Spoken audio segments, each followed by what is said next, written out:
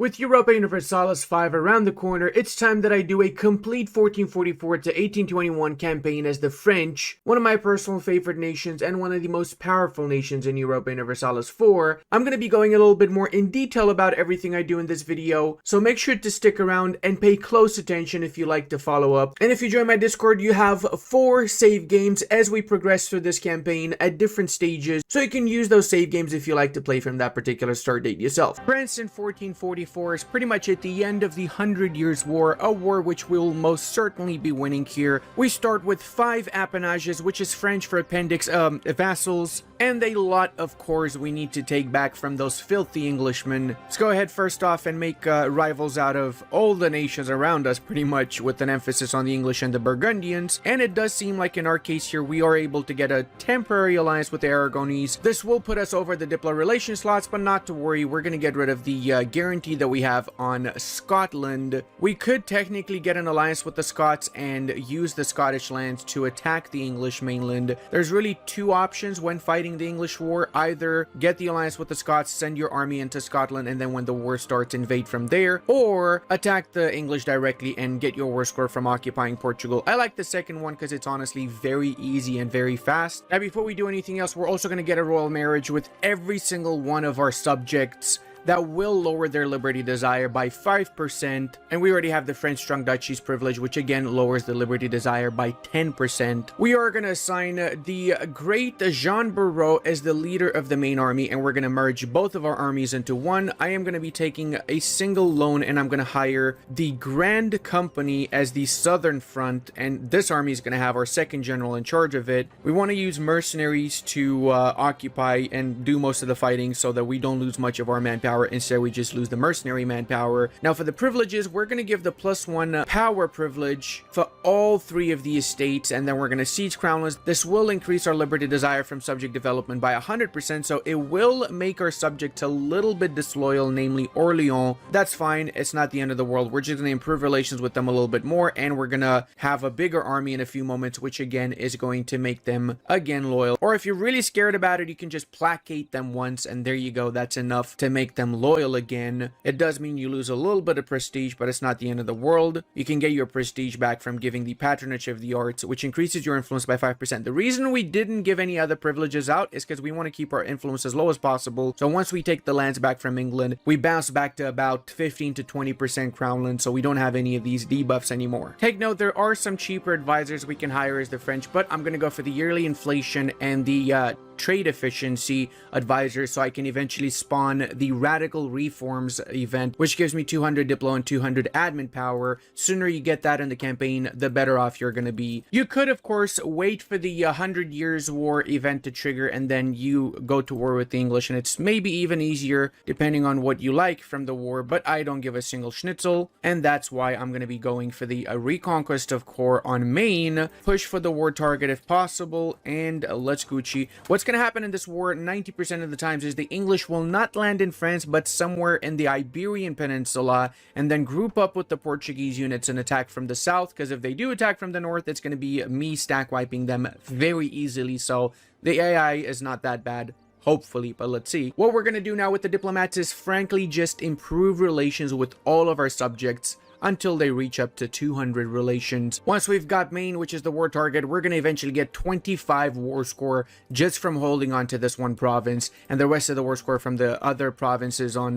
mainland, as well as all of the Portuguese lands, which we will be sieging down. Oh, I just realized we can get 1 stability. Always go for 1 stability as soon as you can. It's worth the extra admin points early on, because it does mean we're going to start getting our passive prosperity growth in our provinces. And yes, I'm improving my relations with the Pope, because I would like to become the Curia controller if possible. So the English made the mistake of actually coming over to the southern parts of my border, and they even won a battle against the Grand Company. But little do they know that I'm about to literally wipe the schnitzel out of them. The freaking Portuguese are so scared they're not even gonna help out and make sure their English homies don't get slaughtered here. But you know what? that's fine, because the Portuguese homies are going to get slaughtered now as consequence. This is for all the times, Portugal, when you schnickled my dickled. And with this particular battle won by our great Jean Bourreau, we can refine the bombardments. We just needed to have 4 battles won with this particular general. Also, little hint here, if your general dies, you can recruit a new general and rename him to Jean Bourreau,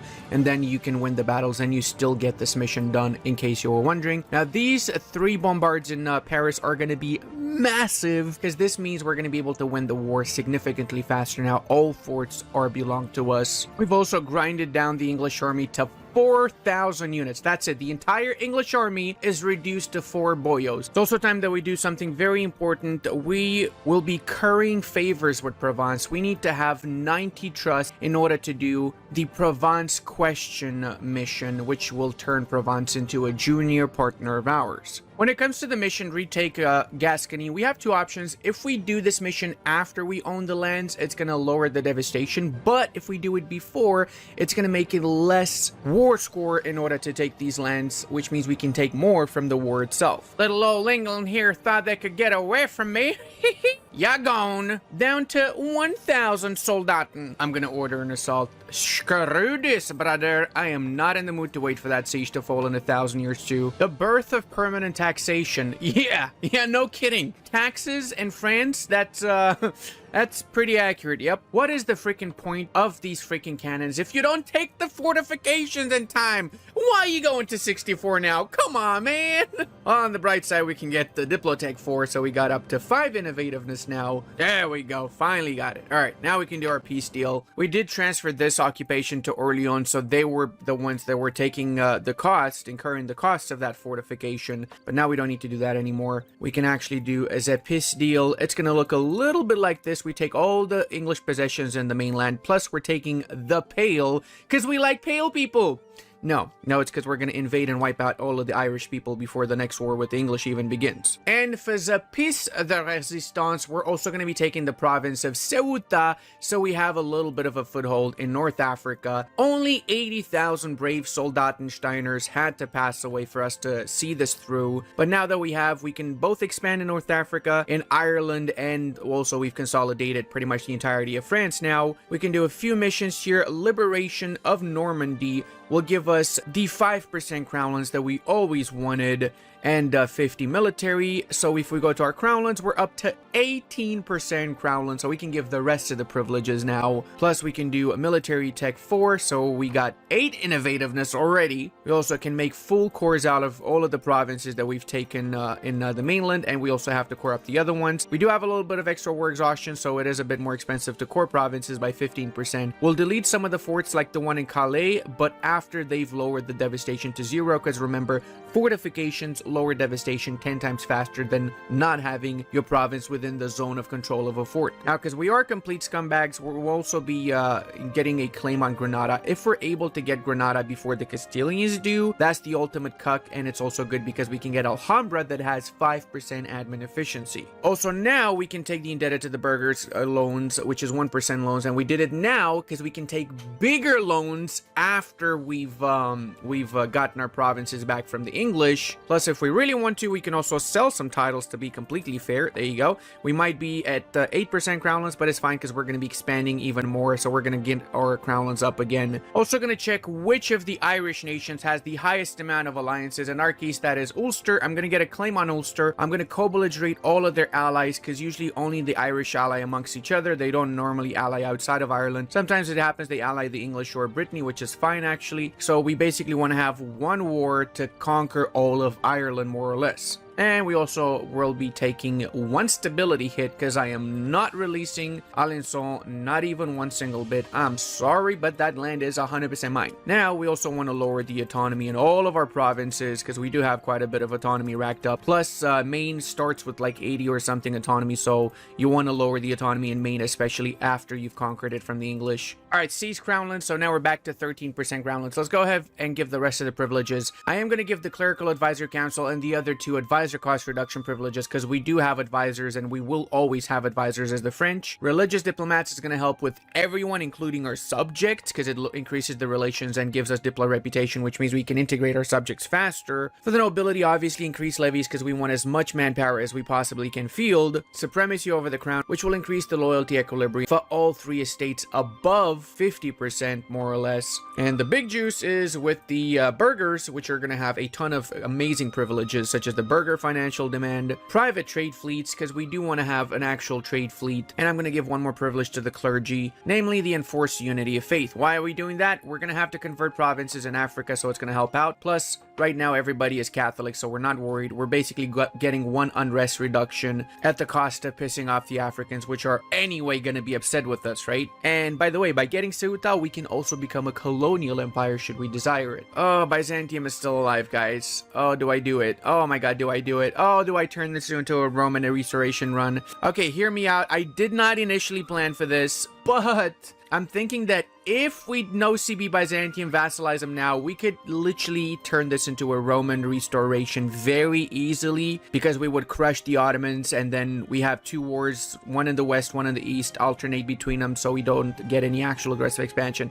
Oh, okay, you know what? Fine, you guys convinced me. You guys convinced me. I'm gonna do it. We are gonna need some ships though. I don't have any actual fleets right now, so I'm gonna get a few galleys and I guess just have to build up my fleets. Hey, we got one stability from the end of the 100 Years' War. I should not have wasted my admin, should I? I forgot about that event. It is an Orthodox nation. It is very far from our land, so I don't think anyone's actually gonna give a schnitzel. I'm gonna call in the Aragonese because Aragon might actually help me with navally invading there. I don't know. I'm just guessing they might. It's not a guarantee, that's for sure. Let's go ahead and embark on the greatest adventure of our times, boys. And for those curious what the aggressive expansion map looks like, it is not bad. It is actually not bad, because we're not expanding in Western Europe for a while anyway. So that 39 aggressive expansion is really like 20 to 30 with most nations. It's not the end of the world. We're basically going straight for the jugular. We're going to take Constantinople just in case the Ottomans declare war on the Byzantines whilst we're at war with them.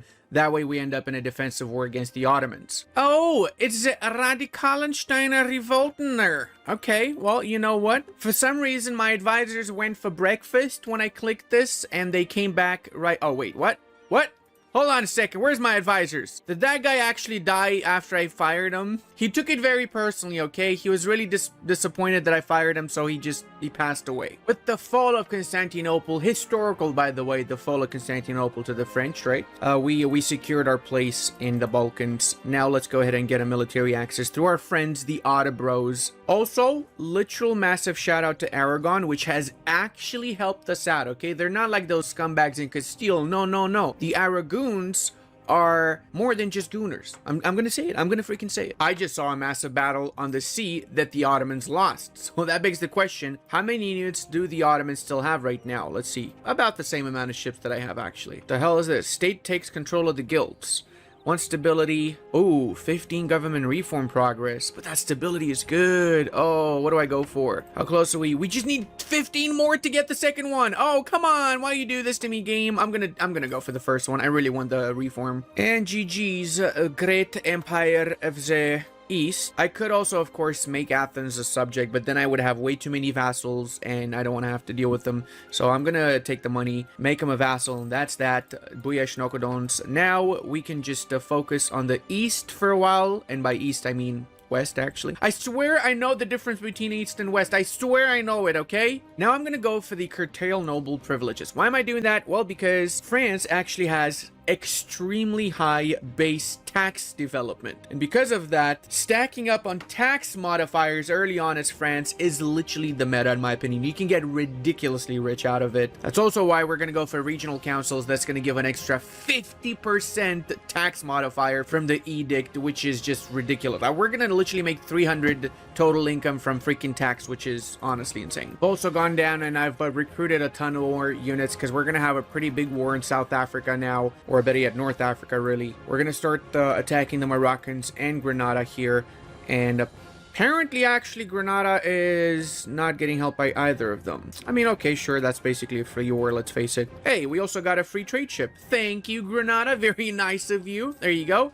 Your army is going as well, boy. Yeah, it's going. It's all going, eh? Whenever we have a free diplomat, we also should be currying favors with the Provincians. Aw, Castile declared war on Granada. A little bit too late there, buddy. Just a tiny little bit too late. If I was a complete piece of schnitzel, I would just vassalize, Granada, so then we can have a defensive war against Castile. But I do have way too many subjects already, man. I cannot take another one on. Oh, let's see what you're gonna do now, Castile. Are you gonna be upset with me? You gonna attack my units? Are you gonna kill me, Castile? Are you gonna do it? No, because you're scared shitless and I'm way stronger than you are. Also, handle your freaking civil war, you little schnitzels. Now, I also want to point out that we got basically no aggressive expansion from all of this, because we attacked an Orthodox nation, then we attacked a Muslim nation. Initially, we had some Catholic provinces out, so yeah, dodging between major religious groups and regions and culture groups means you basically get no coalition, and that's basically what we're gonna do throughout the entirety of this campaign as France, especially if we're gonna restore the Roman Empire,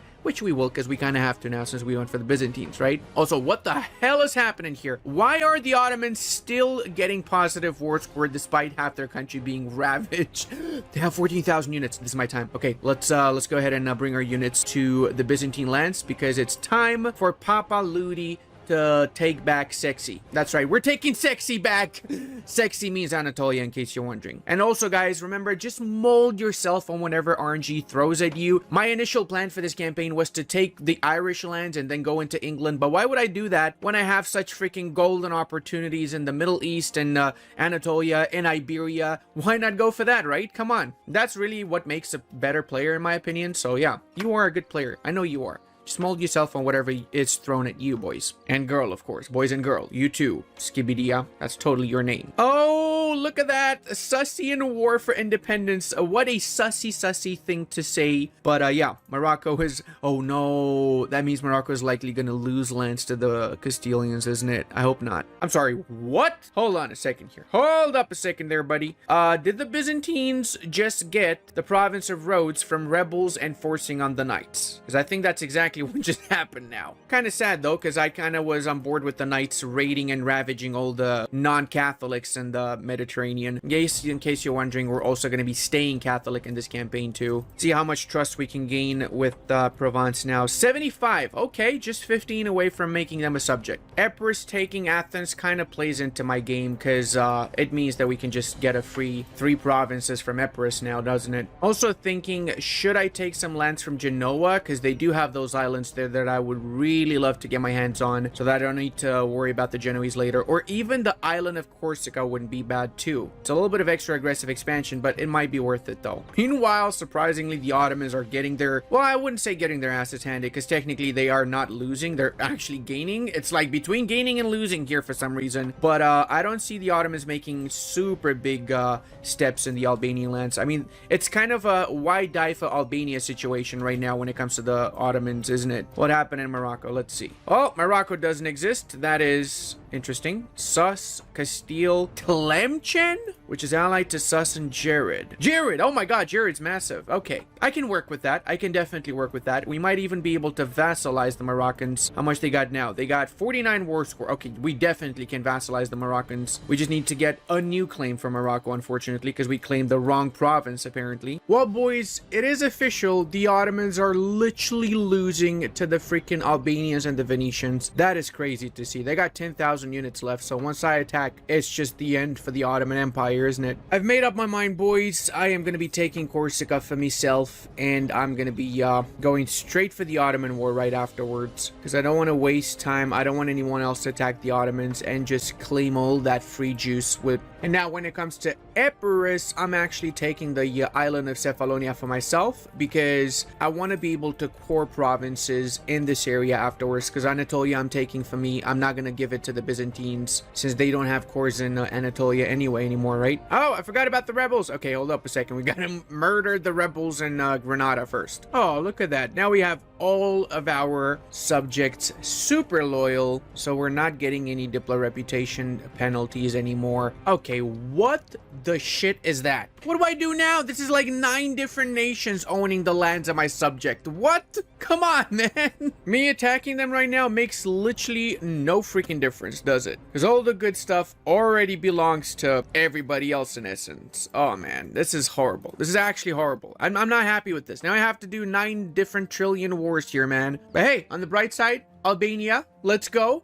I think there also was an Albania Universalis mod that was in the top 5 winners for the modathon, so kudos to them, eh? Oh, and we got the Crusade modifier, because the Ottomans are not liked in the West. World's fastest siege imaginable. Me likey. Me very much so likey. Now, let's go ahead and siege the rest of this. So I'm thinking right now to take the coastline of Anatolia, just so I have an easy access path afterwards to the Mamelukes, from which again I'm gonna take the coastline. Oh, the last jousting tournament, 10% morale of armies, and 100% most loved event by the EU4 community. Right, guys? It's totally not the comet, is it now? Okay, hold on a second. I just noticed something. The Mamelukes took the province of Kastamonu when they attacked Ramazan, but they managed to get an alliance with Chandar right after they took half their freaking capital. And Chandar doesn't even see that province, which is a core of theirs, as a vital interest. Chandar, you need to get your priorities straight, brother. You really do. If Mamelukes take half of a country, nobody bats an eye. If I just take a little bit of the Balkans, everybody loses their mind. What's up with that? Oh, hold on a second. Who got that? Is it me? Is it me? Is it me? Do I have to Alt F4? Is it me? It has to be me. Oh no, guys. Oh my god. Unbelievable. The game just crashed. This, so unfortunate. Oh, a little bit of time warp, yes? Well, whatever, bro, okay? You're gonna judge me like that silently in your freaking $5,000 Herman Miller chair? Is that what you're gonna do now? Huh? No, you're not, okay? Because you do it too. Just admit. Type 1 in the comment section if you out there for. Type 1. Okay, now hold on a second. Hold on a second there, buddy boy. Otter bros. What the shit are you doing over there, bites? What are you trying to do? You trying to unsiege Ankara? Is that the whole army they got? It is.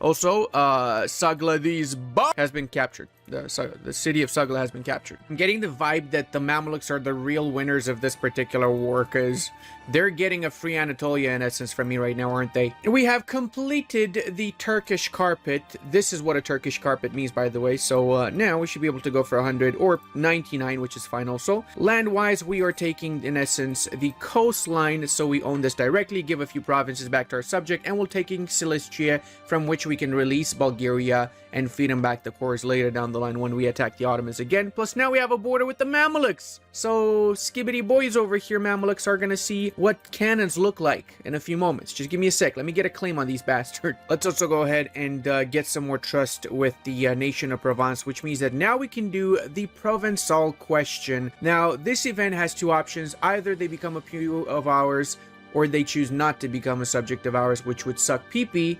But as you would imagine, I would totally not Alt F4 as many times as needed in order to make them a PU, guys. I would never do that. That actually was the first attempt though, but I totally would. I would have Alt F4'd a million times until they accepted my demands. Provence can only be a subject of the French, okay? The true nature of Provence is to behave nicely in our court. They also integrated Lorraine, and those provinces are also a part of them now, so that's pretty cool. We have started integrating our subjects, and we're going to be actually enabling scutage for foi. We're doing this so they do not join in our war, and as such they're at peace, so we can integrate them whilst we're at war. And we're going to be attacking Morocco and Tunis, Colony Aragon, because I'm sure they're going to want some of this too. And after we declare the war, we can start with the annexation of Foix. Since they are not at war, we can definitely do a 3rd vassal annexation at the same time. We can also start giving the nobility integration policy now. It will make our subjects a little bit more disloyal, but it's not the end of the world. They're still fairly okay. And we got to focus on wiping out Tunis's fleet, so we don't need to stress about having our ships attacked as we progress in the war.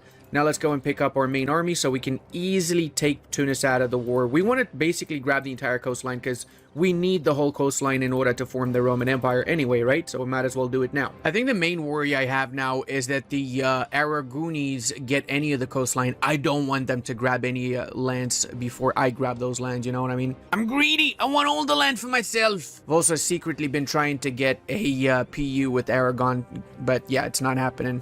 I don't think it's gonna work. Take note, whenever you do annex an appanage, you do lose 20 loyalty with the nobility, so keep that in mind. But that being said, Auvergne is fully a part of our country now, which is amazing. Well, if it isn't the entire Tunisian army hiding in the province of Djerba. Oh, they're so gonna get stack wiped, aren't they? Nope. Apparently they ran away. Well, whatever, buddy. Go ahead and make sure we chase them, shall we? Let's actually chase them. Also, guys, if you are subscribed to the channel and you don't have all notifications on, you might be wondering why you're not receiving notifications of my videos getting released. It's because of that. So do me a favor, do make sure you have that all notifications on clicked, just so you get notified whenever I do release videos. I'd appreciate it. It really would help out the channel massively, honestly. Anfa has been sieged. Wow, I completely forgot about this fort. I think I've been sieging this since the start of the literal start of the war, haven't I? Hold on a second. Province of Djerba. Is that where gerbils originate from? Because I kind of feel like that might be where it's from. And of course, freaking Aragon has to cuck me over here and take that province with it.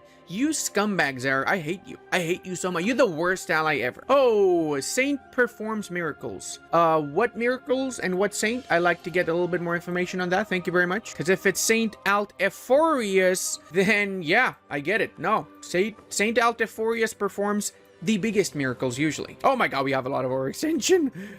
Yeah, we have to concentrate a little bit of this. Thank you very much. And seeing as I'm over governing capacity, I'm going to give the governing capacity privilege for the clergy, which also sets me up to 60% loyalty for the clergy, so I'm Gucci for a while. But we still have overextension above 100, so hopefully we don't get a massive amount of rebels until these cores finish here. I'm going to also make the Moroccans revoke their claims on my lands before I make them my subject, and Dariago, the millionth vassal, because I don't even have any track of how many vassals I've got, has been established. Cool part about him is that Morocco does indeed have a ton of cores. Look at that. That is crazy, the amount of cores we can feed them back. Well, boys, Tlemcen and Chandar started a coalition. I'm going to teach them a lesson so nobody else has these kind of thoughts of joining into a coalition. And I'm going to be attacking them. Reconquer the cores for my beloved subject. I'm also going to go ahead and invest a bit of extra mana so I get the next military tech level. This way we ensure that we have nobody actually standing up to us now. Also, I'm not sure when this happened, but Scotland got reduced to a 2-province minor nation.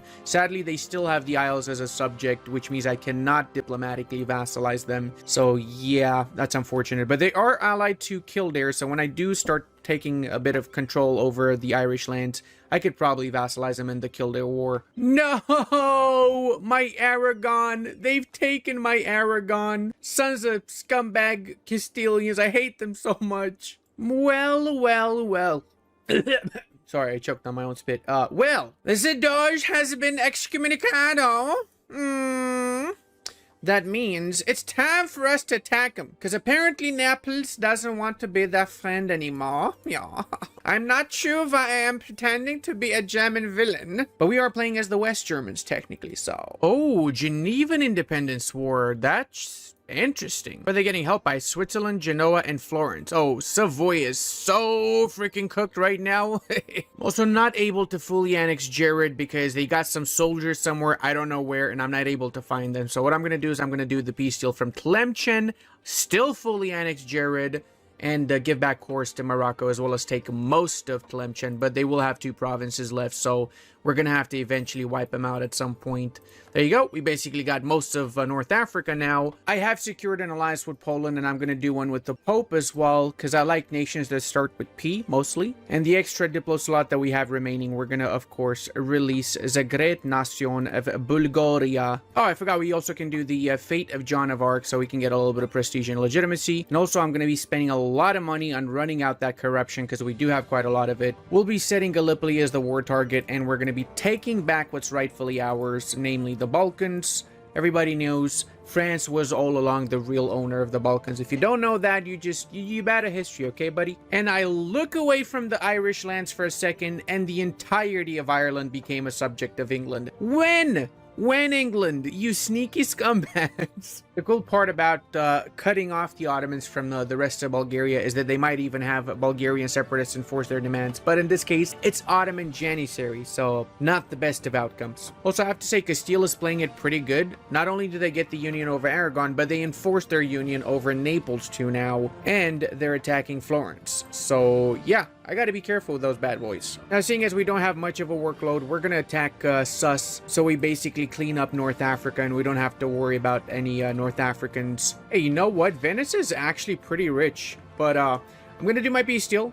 Couple of reasons. First off, if I do the peace deal now, my subject is going to lose their soldiers, and I don't want that to happen because I actually need the Byzantines for the next wars. And I'm also not interested in too much land from the Venetians in this initial war. We'll take more stuff in the next one. We need to focus for now on spreading around a little bit more. So that's why we're going to do the conquest of Serbia once we get the claim on them. They're allied to Bosnia, so if we get half the Balkans here in one juicy war against these predominantly Orthodox nations, that is a big win in my book, because nobody cares about Orthodox Serbian, so it's not going to increase the coalition size. I mean, look at this. The coalition right now is basically nobody and their mamas. Literally only the Mamluks would be able to join in this. Louis passes away. We got a 461. I mean, I guess that's pretty much as bad as Louis. This is just Louis 2.0 end of the day, right? Now we can start the big boy war against the Mameluks.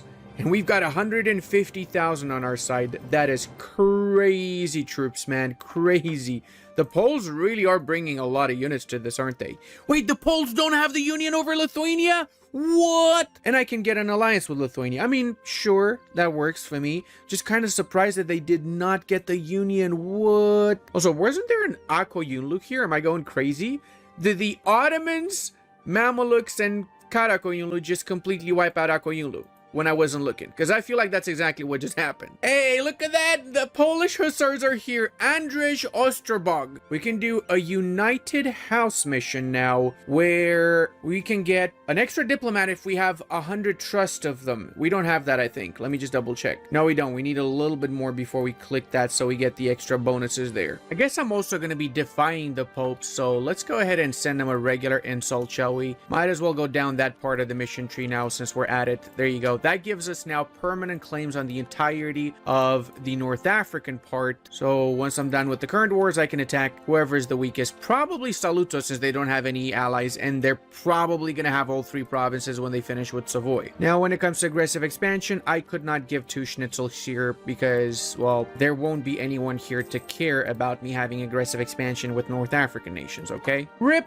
no more sussers. So with that, we literally have no more challenges in North Africa. Tunis is going to be gone in a few seconds also once we finish the war with the Mamelukes. I really try all the time to go for North Africa when I'm doing a Roman restoration run as a European nation, because it's just easy to grab. It's all required for the Roman Empire, and it just means I don't need to stress about North Africa whilst I'm attacking other parts of the world. So in case you also want to do a Roman restoration, definitely focus on North Africa. It's easy to get your foothold in here with the whole initial war against Portugal and England, so make use of that. Oh, I am a holy schnitzel, bro. Like, that is crazy how fast I just obliterated those troops. Where are they retreating, though? That's the real question now. Where are you going, Mamelukes? You don't have any access anywhere. You don't have any provinces around. Where are you going? Oh, you're going around the mountain range and then back into Moroccan lands. Okay, sure. Take the extremely long road. Whoa! What the schnitzel, boys? What the freaking schnitzel. These bad boys would love to become my subject, apparently. And I actually forgot to give these forts to my subjects again, because they're going to be the ones paying for the fortification, and I can always transfer it back to me if I actually want to take it for myself. Make sure you don't transfer it to your ally, though, because then you're not going to be able to transfer it back to take for yourself. It really is just perfect timing, isn't it? Our truce with the Ottomans are about to finish in 2 years, so by that point, we're going to be able to finish the Albanian war that I plan on doing, too, for the couple of provinces they have. So I'm going to take the province of Antioch just so I can release Syria and feed it back all these cores after they got integrated. Coalition again, not many people, especially because I don't have vision over most of the Middle East, so they cannot get bad relations with me if I don't have vision with them, right? No vision, no AE, that's how it works. Let's get a bit of money too. There you go. We can take a little bit of that, and Buyash Nokados. 100,000 brave Frenchmen have died for that, so that was a pretty intense war, actually. Now let's Curius Maximus Everythingius, seize another 5% crown landers. So I kind of don't want to vassalize Bosnia, because then I would have an extra diplo relation slot that I'm not able to have anyway. But I also really do need to vassalize them, because I don't have any admin points that I can spare. So I'm going to do this, make them into a vassal, and then I'm going to feed them all the cores in Serbia. End of the day, Bosnians and Serbs, it's pretty much the same thing. Am I right, guys? Come on. Well, actually, we do need to hold on to the gold mine in Kosovo. That is an integral part of our society, obviously. Also, you might be wondering, why does Armagnac own Angoulême? It's because they attacked Orléans. So empanages can attack one another, and Orléans, unfortunately, got its ass handed to them by their friends. So I'm going to annex Orléans now because they're smaller. Also, Champagne got released as an empanage of mine, as an ally of Armagnac. So what they did is they released Champagne from there as my subject. Not going to lie, I'm a little bit upset about that, because I cannot annex them until the freaking 10 years passed. Stupid mechanic. So I wanted to show you guys that, because I know a lot of people don't even realize that empanages can go to war with each other despite being empanages of the same nation, and they can also release nations that become your empanages. That's a cool little thing, because technically that's how the feudal system in France was, and that did happen a lot of the times. And also it is what makes empanages so unique overall. This peace deal with the Ottomans, we're gonna actually take a little bit of an L, and we're gonna do the peace deal now, because if I stay in this war for longer, I do have to keep on fighting all the little OPMs around the freaking world that they got. I don't want to do that. I want to actually focus on some other things. So I'm going to take less than 100 war score, and I'm going to take all of Bulgaria, take a little bit of money in the process too. That, however, is not the fate of Tunis, because Tunis is in fact going to get fully annexed. It is, after all, the very last state in North Africa that is independent, and we cannot have that, can we now? And now, seeing as we are at peace, we can start giving our beloved Bosnians some of the Serbian provinces. We've also now gone for the regional councils tier 3 government reform, so we can start enacting the local tax modifier edict. This edict alone is going to make us absolute bank now. And if we really want to double down on this, we can do the Versailles, which gives, again, 20% more national tax revenue. That is just crazy to me, man. The amount of tax the French get is just... I think being the French government is the best thing ever. Oh, Saluto's still alive, boys. Okay. I think this is my call to diplo-vassalize Saluzzo, which is apparently, quite frankly, the easiest thing anyone could ever do.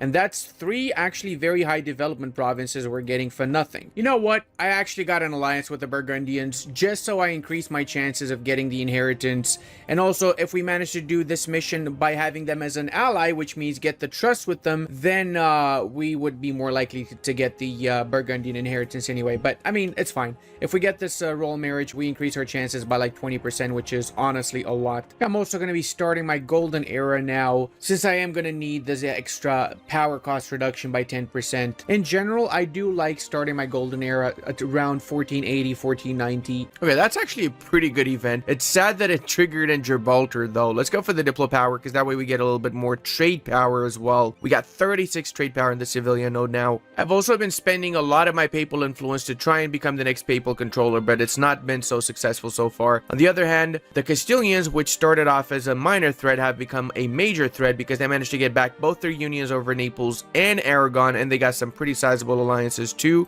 So we're going to expect some big wars in the southern parts of Europe at one point. They've also just finished taking out the rest of Florence, which is Pepega, because I was about to diplo vassalize the last OPM of Florence. So now that's out of the question, isn't it? Unless I release them out of Arezzo. I guess I could do that. I would have to attack the Pope at some point.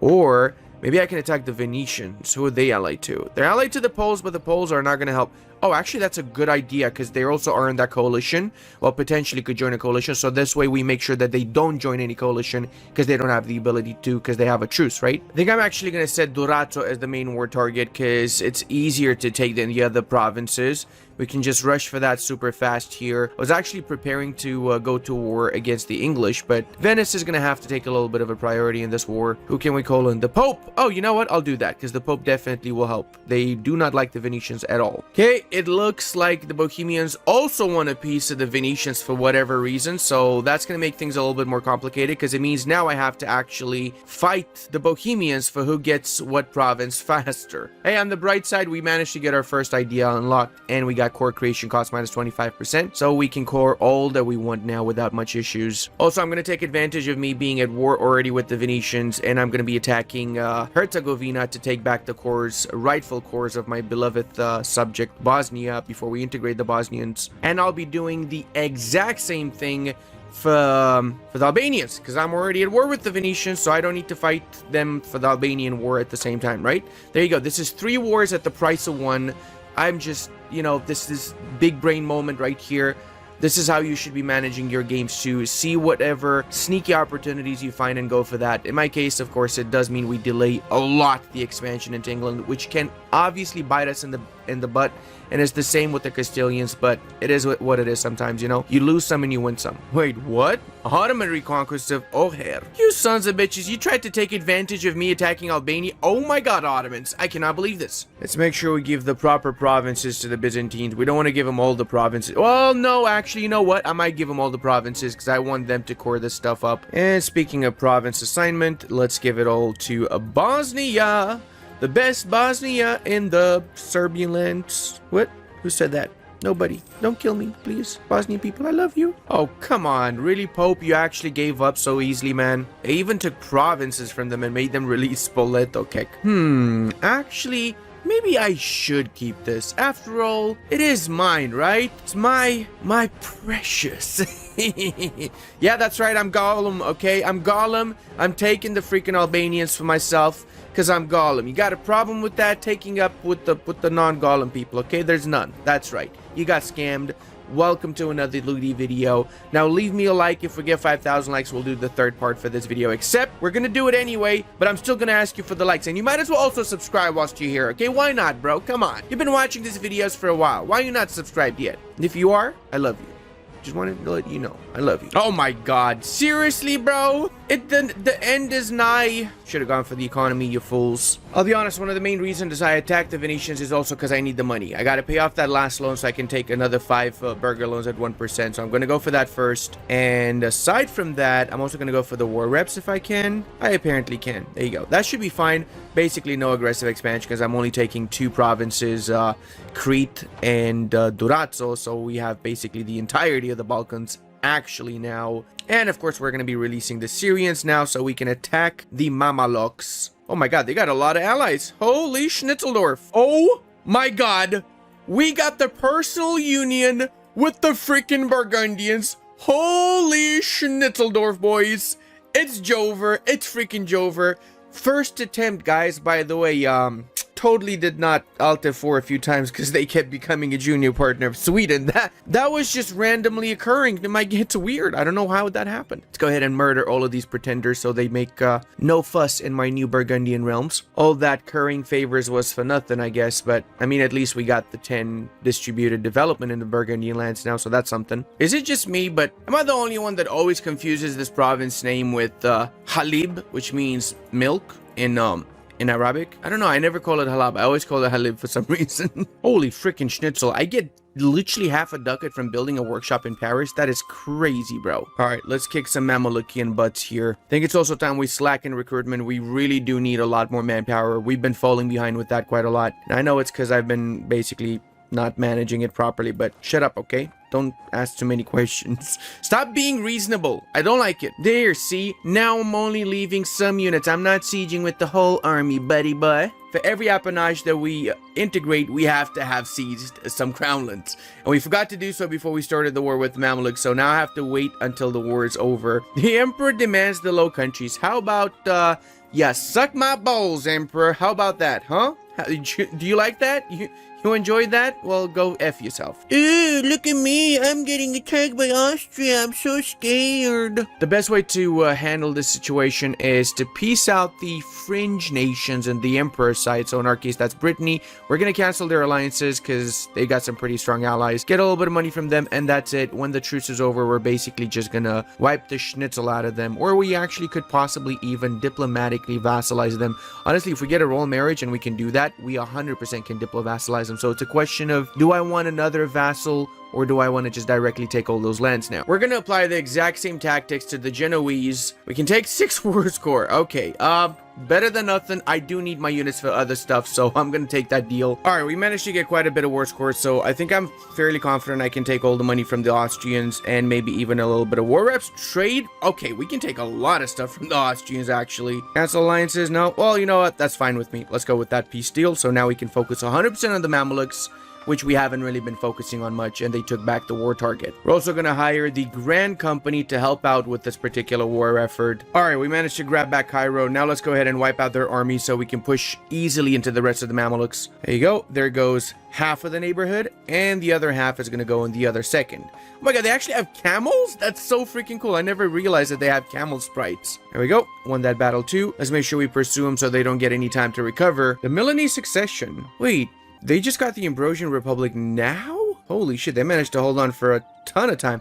But wait a second, it's not a PU. They changed this with the last patch. It was a PU restoration. Now it's just a vassalage. More vassals is going to be harder to keep in check. PUs is individual, which is why I like PUs a little bit more, especially in a run like this. But I mean, vassalage is not too bad. Question is, how much aggressive expansion would that be? Let's see. We don't really have much aggressive expansion right now, so maybe I can enforce that actually. All right, screw it, boys. We're gonna enforce it.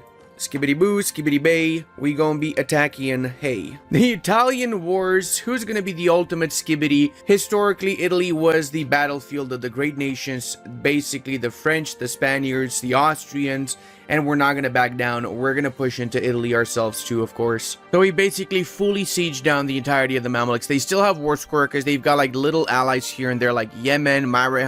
I'm not in the mood to go fight those nations. I'm going to take what I can now, which is all of the Syrian bits. Little bit of money, not too much apparently, but better than nothing really. Coalition, of course, nobody cares because this is all obviously Syrian lands, and that's cores that we gave back to them. We also took Orfa by mistake, so I'm just going to keep it now that I gave it. I mean, might as well take it now, right? Actually, they didn't have a core in this, so that's fine anyway. Now we got to go on to Operation Whack a Rebel because we've got a lot of them. But more importantly, we now have the entirety of the Mediterranean under our control, or most of it with the exception of Italy, I guess. So we can move around from one side to another of the Mediterranean without issues. And I guess we can say that this coastline of Iberia is also Italy for purposes of not being wrong about what I just said. Also, it seems like the Milanese subjugation is not as expensive as I initially thought it would be. Very much so. Okay, so let's go with that. Boom. Now we can chill. Now we literally can just chill, do nothing. We have to recover our nation's economy a little bit, get our manpower back up. We did increase our max manpower, but we do have to increase it even more by getting more manpower buildings. That means barracks spammed everywhere and more production buildings and such as well. We can also do the Ambrosian succession, securing the Milanese. Oh, we actually can make them a junior partner from this mission. Oh, that's nice. Them as a junior partner means their strength is not calculated alongside all the other vassals, but separately since it's a PU. Personal Unit Milan doesn't cost Diplo relations anymore. Okay, fuck it. I'm gonna go for that. Obviously, I'm gonna go for that. There you go. They're down to 27% Liberty Desire, and we don't have a Diplo relation slot wasted on Milan, so now we're only 3 over the Diplo relation slots. Oh, this is actually amazing timing, boys. We seized Crownlands again, so we can now annex Champagne, the last appanage in true glory. We could have gotten rid of the appanages like 30 years ago if it wasn't for the bad RNG that we had with the wars between the appanages, to be fair. Now, guys, another reason why I'm not attacking anyone for the time being is because I need to be at peace in order to get the event that allows me to peacefully integrate Burgundy without having to actually manually integrate them. And it should happen within 180 months, so fingers crossed we get it. Whilst we are at peace, we're going to be lowering autonomy, and in case you're wondering, you can also do this. Then you can see exactly where you can decrease autonomy and where you cannot, or where you can increase it for that matter if you want to do that. I just like to scroll through it because usually when I'm lowering autonomy, I don't have anything else to do, so I just make something to do, basically give myself something to do. Obviously, also we want to be building up everything in our country, starting with the workshops. We want to have them everywhere. Same goes for the barracks right now. and the marketplaces in the high trade power areas, not in all the provinces, obviously. We're also able to get a couple more missions done. The gendarmes were formed, and we got the crown seat of Paris, which means we got a lot of extra reform progress now, since we get for each admin power, and we have 15 admin power, we get 20 reform progress, which is huge. That means we literally got 300 reform progress from the click of a button. So we can go up to level 5 with our government reforms. We can even get the gendarmes, which have cavalry combat ability, morale damage, nobility equilibrium increase, or the company d'ordonnance, which gives tradition decay. Okay, that's actually pretty good too. Oh, now I'm not sure which one to go for. Truthfully, I actually want to go for Musketeers of the Guard. I just need to do the Royal Musketeers mission. So I guess we can have the gendarmes as a placeholder until we actually get the real reform, the Musketeers of the Guard. So to get the Musketeers, we need to do the Royal Musketeers here, which means we have to have 50% crownlands and have integrated Provence and Burgundy. And I guess Brittany too, because let's face it, I'm just going to go for the royal marriage, which means I can now diplomatically vassalize them. Instead of wasting like 50 aggressive expansion on these bad boys, I'm just going to waste it on taking lands from the English, because that's going to be my next major war. Actually, it's going to be the second next. We're going to attack the Ottomans first, after I wait for a couple more years to hopefully get the Burgundian bits. I've seen some people in the past ask, how the hell, Ludi, did you get 195 relations so you can diplo-vassalize that nation so fast? Pause the video, look at all that shit there. It literally tells you what I did. I mentioned what I did many times in the past, but people still ask this question. So if you're asking that question, pause the video.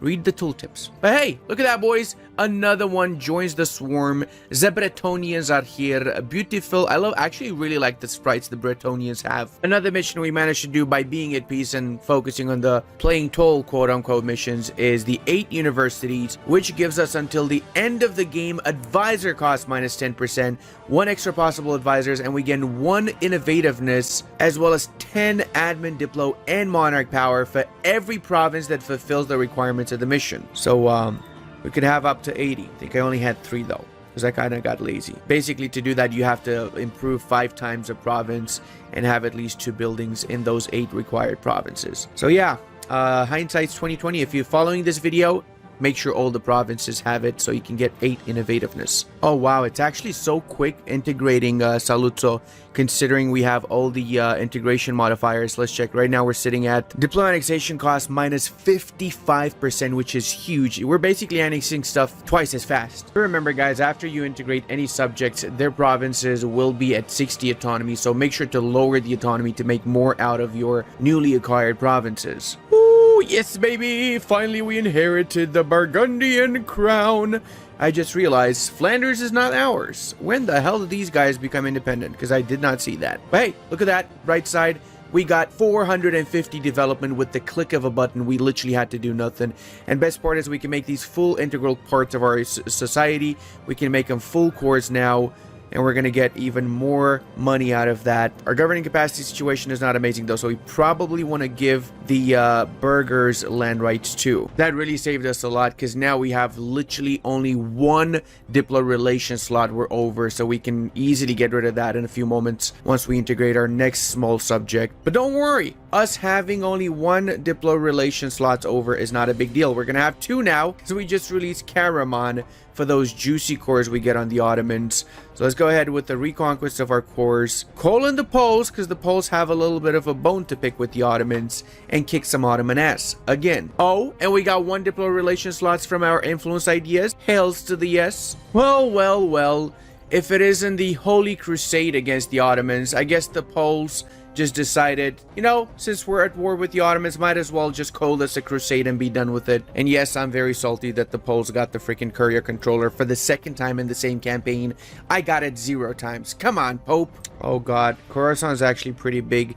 I don't think I can get to them though. Hold on a second, I just realized Karakoyunlu not only is still alive, but they are massive, bro. They might even ally me, considering they absolutely despise the Ottomans. Also, in case some of you wondering how come I've got 9 diplo relation slots, check this out.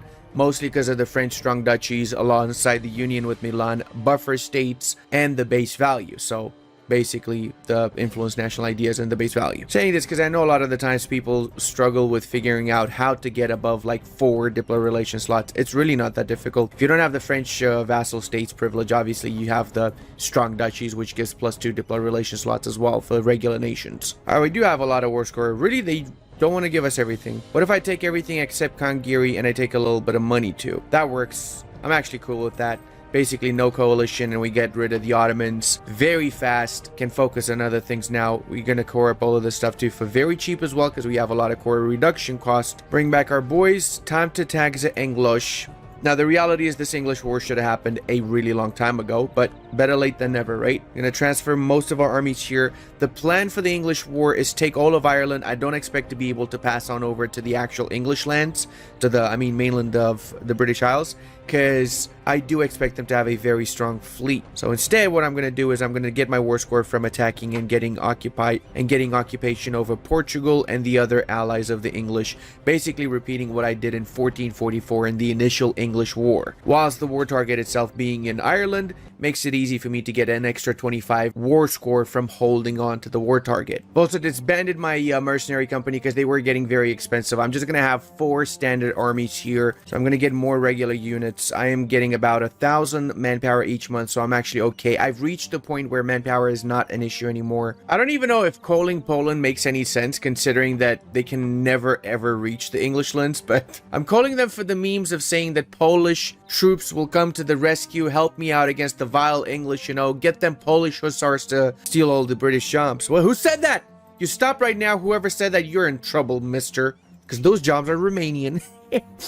No, seriously, give it to me. I also appreciate the fact that the Portuguese are busy in the New World. Most of the 24,000 soldiers they got are not even in the Portuguese kingdom itself. And I'm gonna have a very easy time in this war, let's just say. Well, the English seem to be kicking my butt a little bit here. That is not great. Technically, I did win that, but at what cost? That's the real question. We did lose quite a few units. We got to be careful here because if we get fully pushed out of here, we get all of these units stack wiped. There's no way around that. We don't have a fleet to pick these bad boys up at all. Brother, I swear, when I need these freaking forts to fall, they never do. It is crazy. This went up to 57 now. Like, what is up with this, bro? Is it just my imagination, or is the AI hard-coded to be just always taking shit at 7% whilst I have to take it at above 42%? Like, why? I'm tired.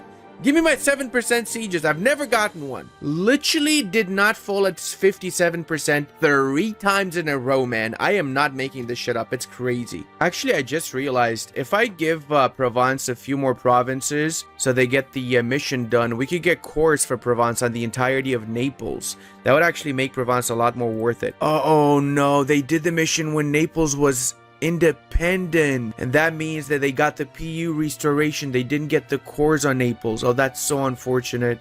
I could have had free cores on the entirety of Naples. That's really unfortunate. Oh, see guys, like I said earlier, play on to your particular RNG. I got some dog shit RNG in some cases here, but some really great one in other particular cases, so just work with whatever you have. Ludi, you say that, but then you altered for to get Burgundian inheritance, bro. Shut up, okay? You be quiet right now. Stop talking like that. It's not good for your health. Holy shit, the Emperor passed 3 reforms? Damn. AI's improved a lot. I think I'm also going to go for the unique French boarding doctrine, which gives chance of capturing enemy ships, movement speed, and disengagement chance. Actually, it's not bad. If you're going for a bit of a naval run, I guess. We're not really going for a naval run, but that's going to help us with actually fighting the British, for example, right? We might change it to the ship trade power later, let's see. Whilst we're waiting for our war score to keep on ticking up, we can do some more missions. The Crown of France gives us a permanent 10 power projection, which makes it very easy to be above 50 power projection at all times till the end of the campaign, meaning we get the +1 mana for all 3 of the categories.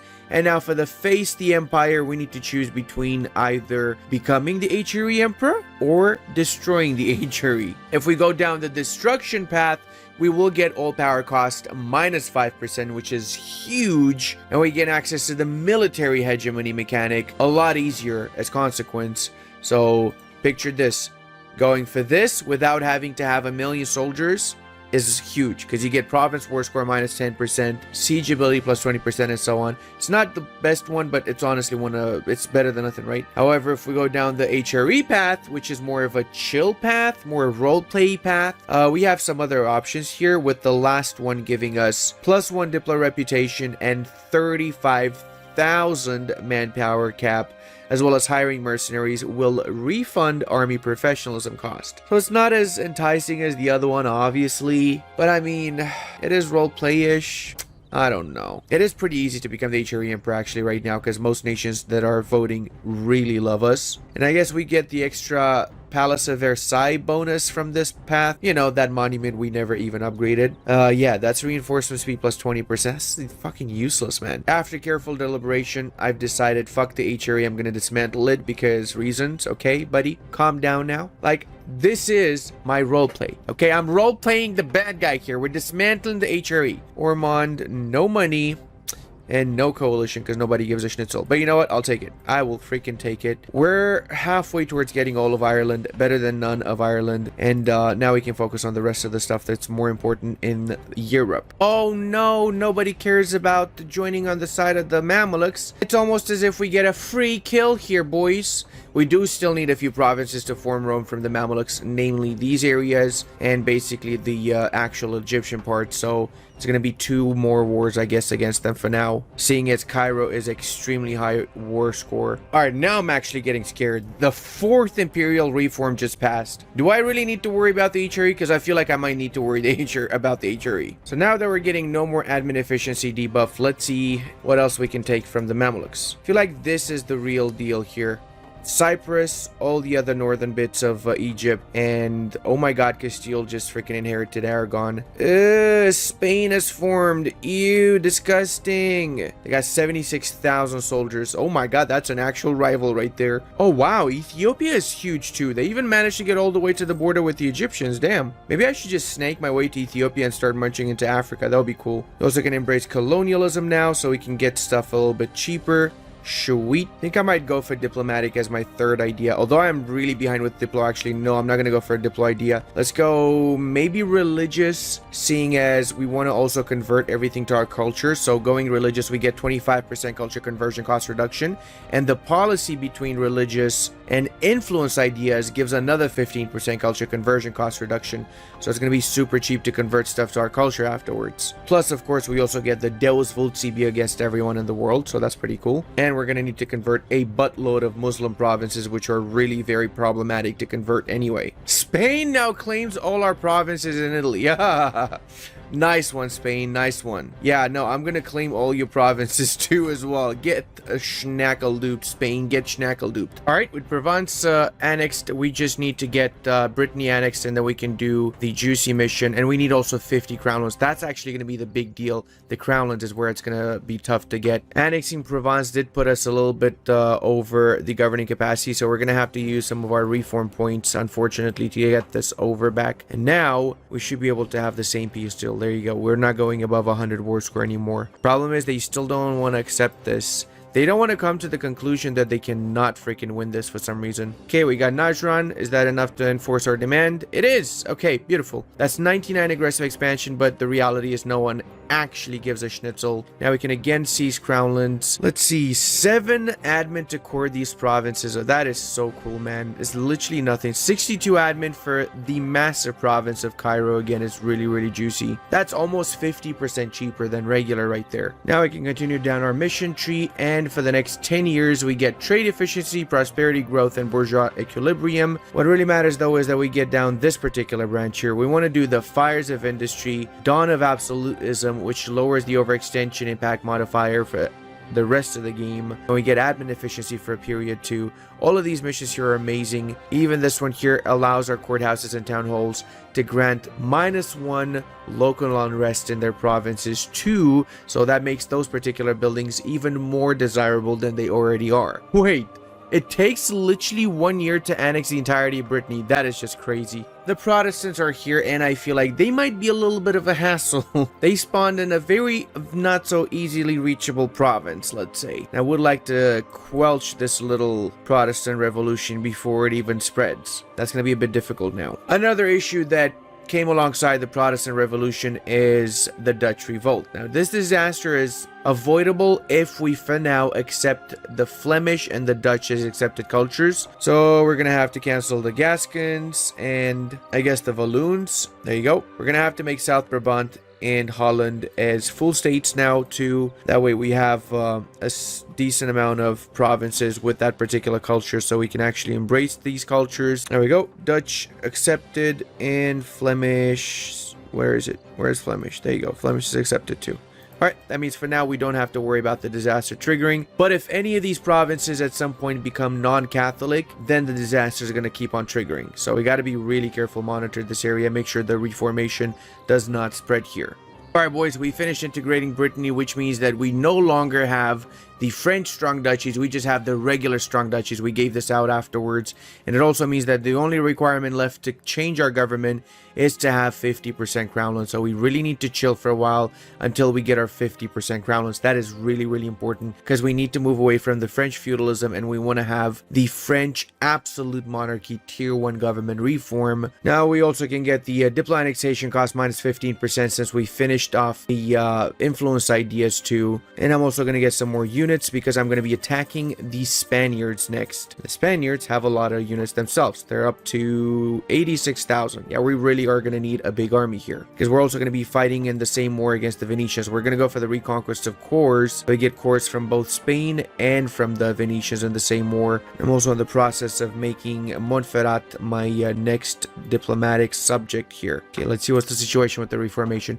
Brandenburg's one of the... No, Brandenburg freaking... Oh, these scumbags, man. That's really bad, actually. And Saxony as well, which, by the way, Saxony integrated Thuringen. They kept them until they integrated. Kudos to Saxony, really. We also can do securing of the Alpine borders now that we've made Monferrato a subject too. That leads us down to securing of North Italy. We just need the province of Cremona, which we're going to get in the Venetian War, and we're going to need to take on all of Genoa too. Now, if we were to go for the Papal States earlier, we would have been able to give this to a potential Papal subject, but it's fine. I actually like this path a little bit more. I don't want a strong Pope, okay? I'll say it. I want a strong France. That's what I want. The great war of our time is upon us. Let us cleanse the world of these Spanish scumbags. I've got literally the trashiest freaking generals ever. I'm gonna just freaking fire all of these scumbags and just hire new ones because this is just embarrassing.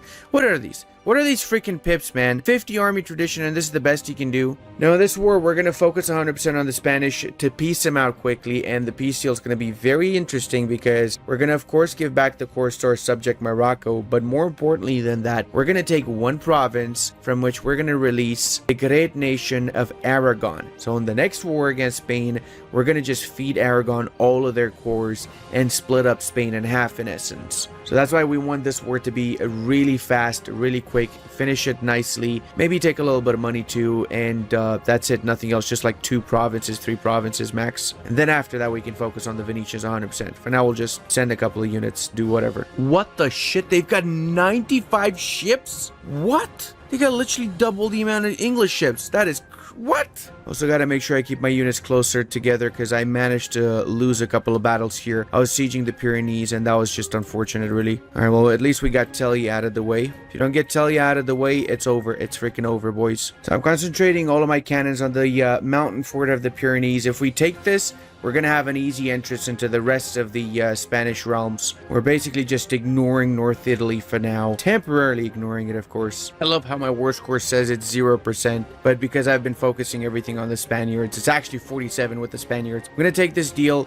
The 2 provinces in South Africa and the 1 Roussillon province for Aragon. That's it. I'm a man of my word, not going to take anything else. Now we can focus on the Portuguese and the Venetians, which is what we really should be focusing on. And of course, Castile's the next Korea controller. Come on! For those of you wondering if I'm going to go colonial, of course I am. Look at this. 5 provinces equals 1 colony. Heck, I'm even going to do 6 provinces just because I'm a scumbag. And also take a little bit of money from them. Well, actually, I can do more. What? There's more than enough for me. Oh my god. Beautiful. This is going to become a colonial nation which can colonize for us, of course, in the New World without having even taken colonial ideas. See, just steal what we need. Proper Romanian, I mean a French playthrough. Give it back, Venice. Give it freaking back, boys. Okay, now we can do one more mission. Skibbity boo, skibbity bay. Securing of the North Italian border. You lippy now. Bow wow yo, yippee lay. Might not rhyme as much as I imagined it would. Right, how are we doing with this? 44%. Just one more time. So 5 years and we got that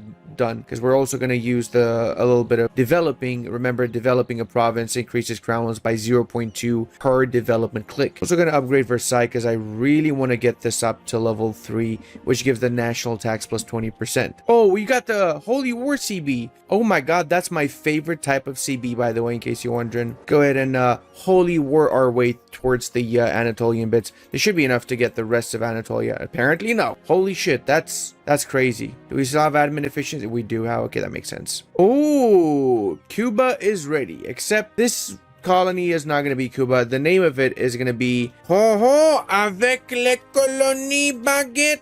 There you go. That's a proper French colonial name, in case you're wondering. Oh, what's this? Austrian-Hungarian unification. Oh, they're going for the Union. Oh, 9. Well, actually, that's actually really bad for me, because Austria is the emperor still. So instead of taking Marash, we can take Erzincan now, since we managed to get all the way up to 0. Admin efficiency again. From -2. And join a coalition against Bohemia. What? Oh my god, Bohemia! What the hell did you do? Holy schnitzel, bro. Am I the only one that can actually join a coalition against them? I am.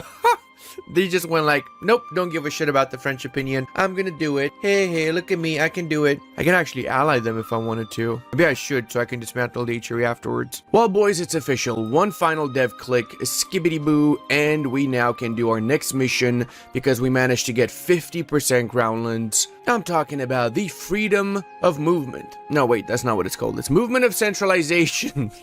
I was close. I was very close with that, okay? Now for the next one, this is a bit of a challenging one because we are about to trigger the French wars of religion because we did go for religious ideas, and that kind of comes with the territory unless you have above 90 religious unity, which we do not have. Actually a big issue, religious unity for us. Hey, also we can now become an empire, so that means we accept all the other French cultures and we free up one of our promoted culture slots. We can say accept Turkish for now, I guess. Makes it easier to convert the Turkish provinces that way to our religion as well. There you go. 2% increase in our missionary strength for the Turkish area. Now, the cool part about this mission is because we're going to go down the Catholic path, we will get war score versus other religious -5%, which will help out a lot with conquering other religion nations.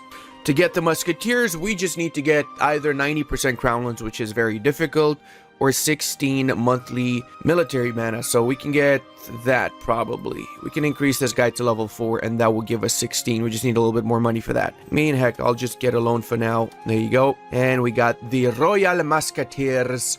Now we can recruit our beloved Musketeers, 23 of them for now, and they have fire damage increase plus 15. That is huge, guys. Absolutely huge. The wars of religion in France have begun. We can choose to go Catholic. Reformed, we can actually have Reformed as our new state religion, or we should seek to avoid bloodshed between the two religions. Fuck bloodshed. I'm gonna go Catholic, boys. To finish this disaster, we need to have no rebels and 90% religious unity. Suffice to say, it's going to be a challenge. We do have a lot of unique events scripted as part of the religious wars. One of them is the St. Bartholomew's Day Massacre. This is a bad event, okay? I'll be honest, it's a bad event, and we get 1 stability or 2 stability hit. Either way, it's not good. So, we really want to get rid of that particular disaster, don't we? Seeing as we just integrated Montferrat, we can replace them with a brand new subject, Mantua. So that's like another 25 development we don't need to take any AE for.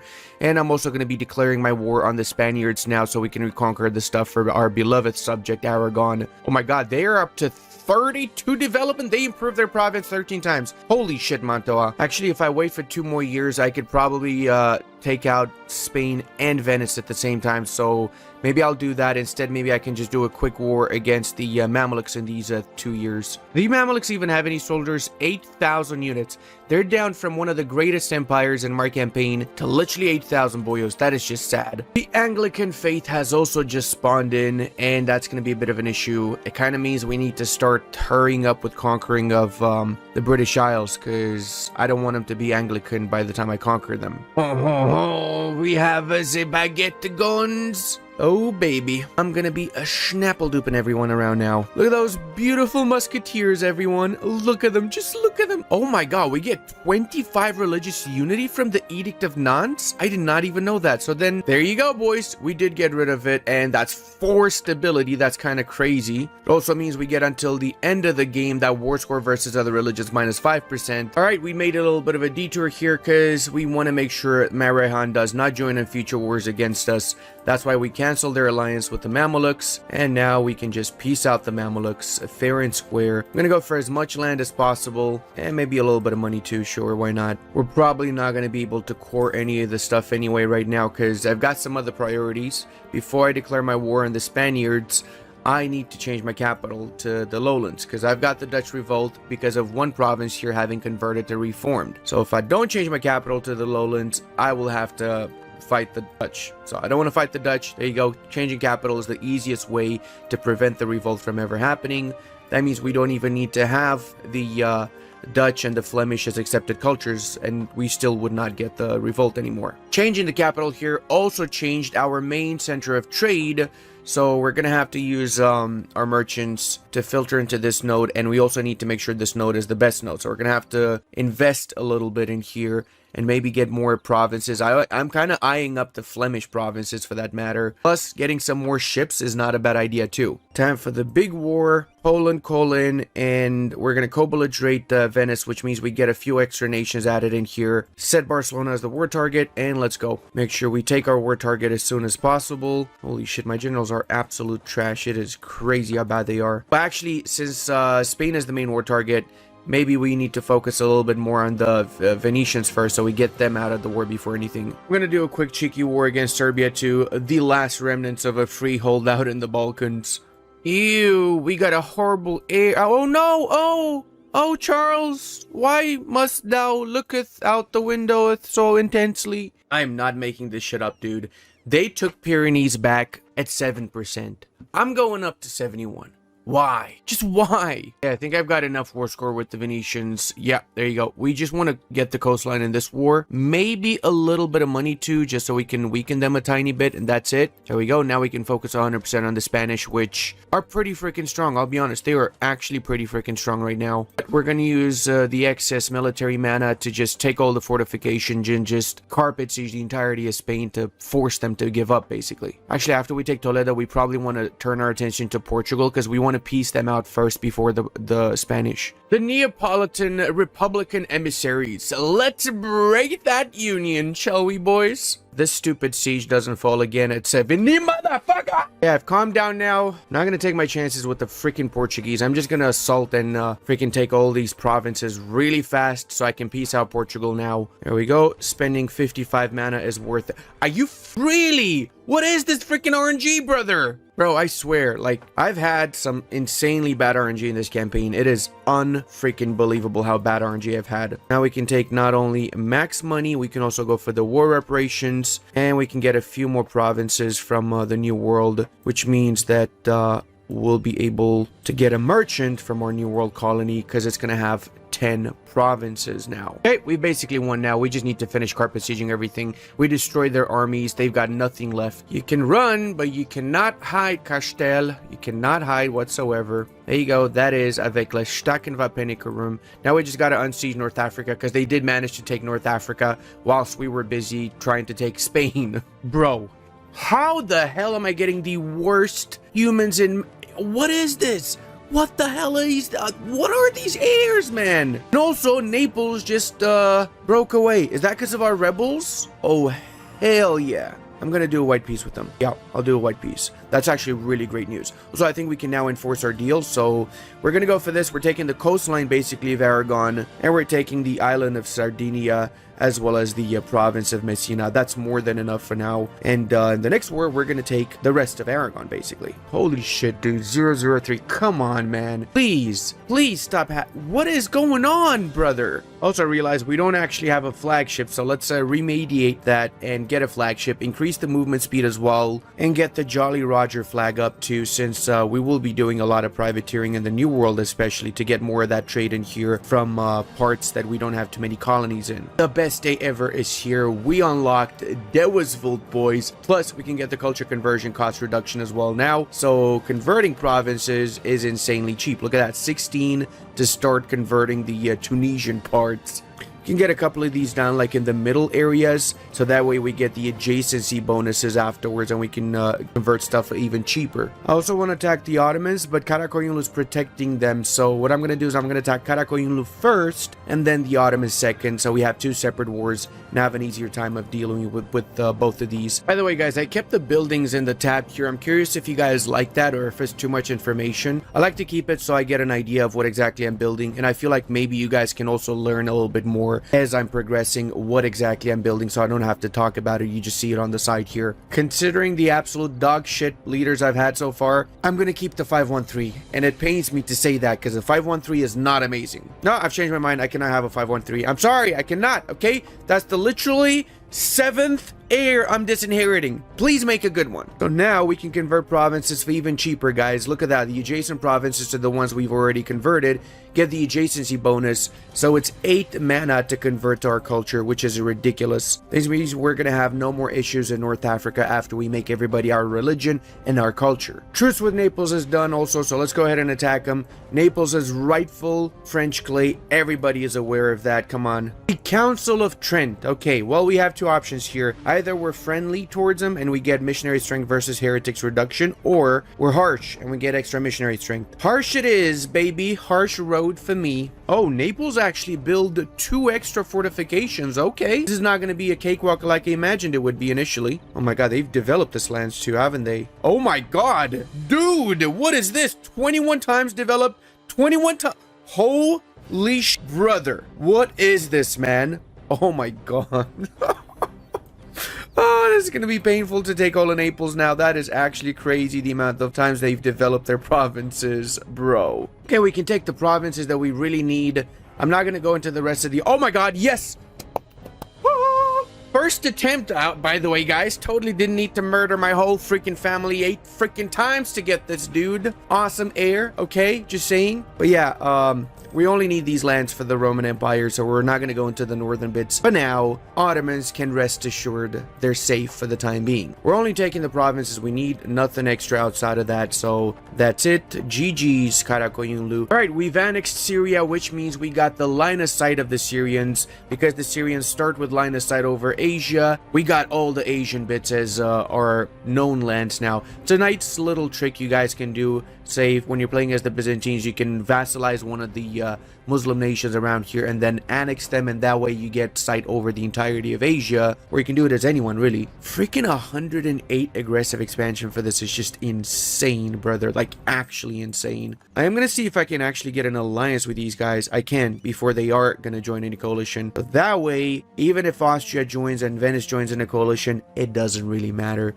Same for the Pope. They love me, so even though they got aggressive expansion, I should still be able to get an alliance with them. There you go. Coalition, potential coalition has been averted. And we also got back our missionary, because we reclaimed the Defender of the Faith title from the Spaniard scum. I think I can also handle annexing 2 nations at the same time. I want to annex Bulgaria too at the same time as Mantua, just so I have 2 more Diplo relation slots available, and then I can use those to Diplo vassalize some nations in Italy. I can actually Diplo vassalize quite a lot of nations, so I'm going to make use of that. Plus, I'm going to get the alliances with the HRE electors now so I can dismantle the HRE. The greatest war of our time is about to begin. We're going to be attacking Liège with a war on the Empire CB, which gives us 90% aggressive expansion when taking Empire provinces.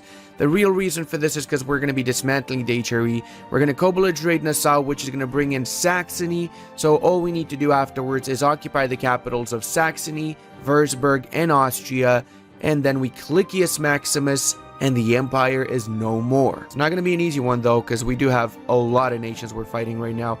We're going to have to properly take care of this war, make sure we don't get stack wiped ourselves, because that's definitely a possibility. Oh my god, we actually became the papal controller? What? Holy shit. It's a bit late though. It's a freaking little bit late, buddy boy. Obviously, the main goal with this war is to peace out all the smaller nations whenever we can, and just make sure we keep the three vital ones, Würzburg, Saxony, and Austria for last. Take their capital and dismantle HRE before we peace them out. I'm gonna be a little bit harsh on Flanders, and I'm gonna be returning them to the true faith, the Catholic faith, because they've been Protestant for far too long. The really cool part about Cleves is that they have a center of reformation, so when we change their religion to Catholic once more, not only do they become Catholic, but they also destroy that center of reformation.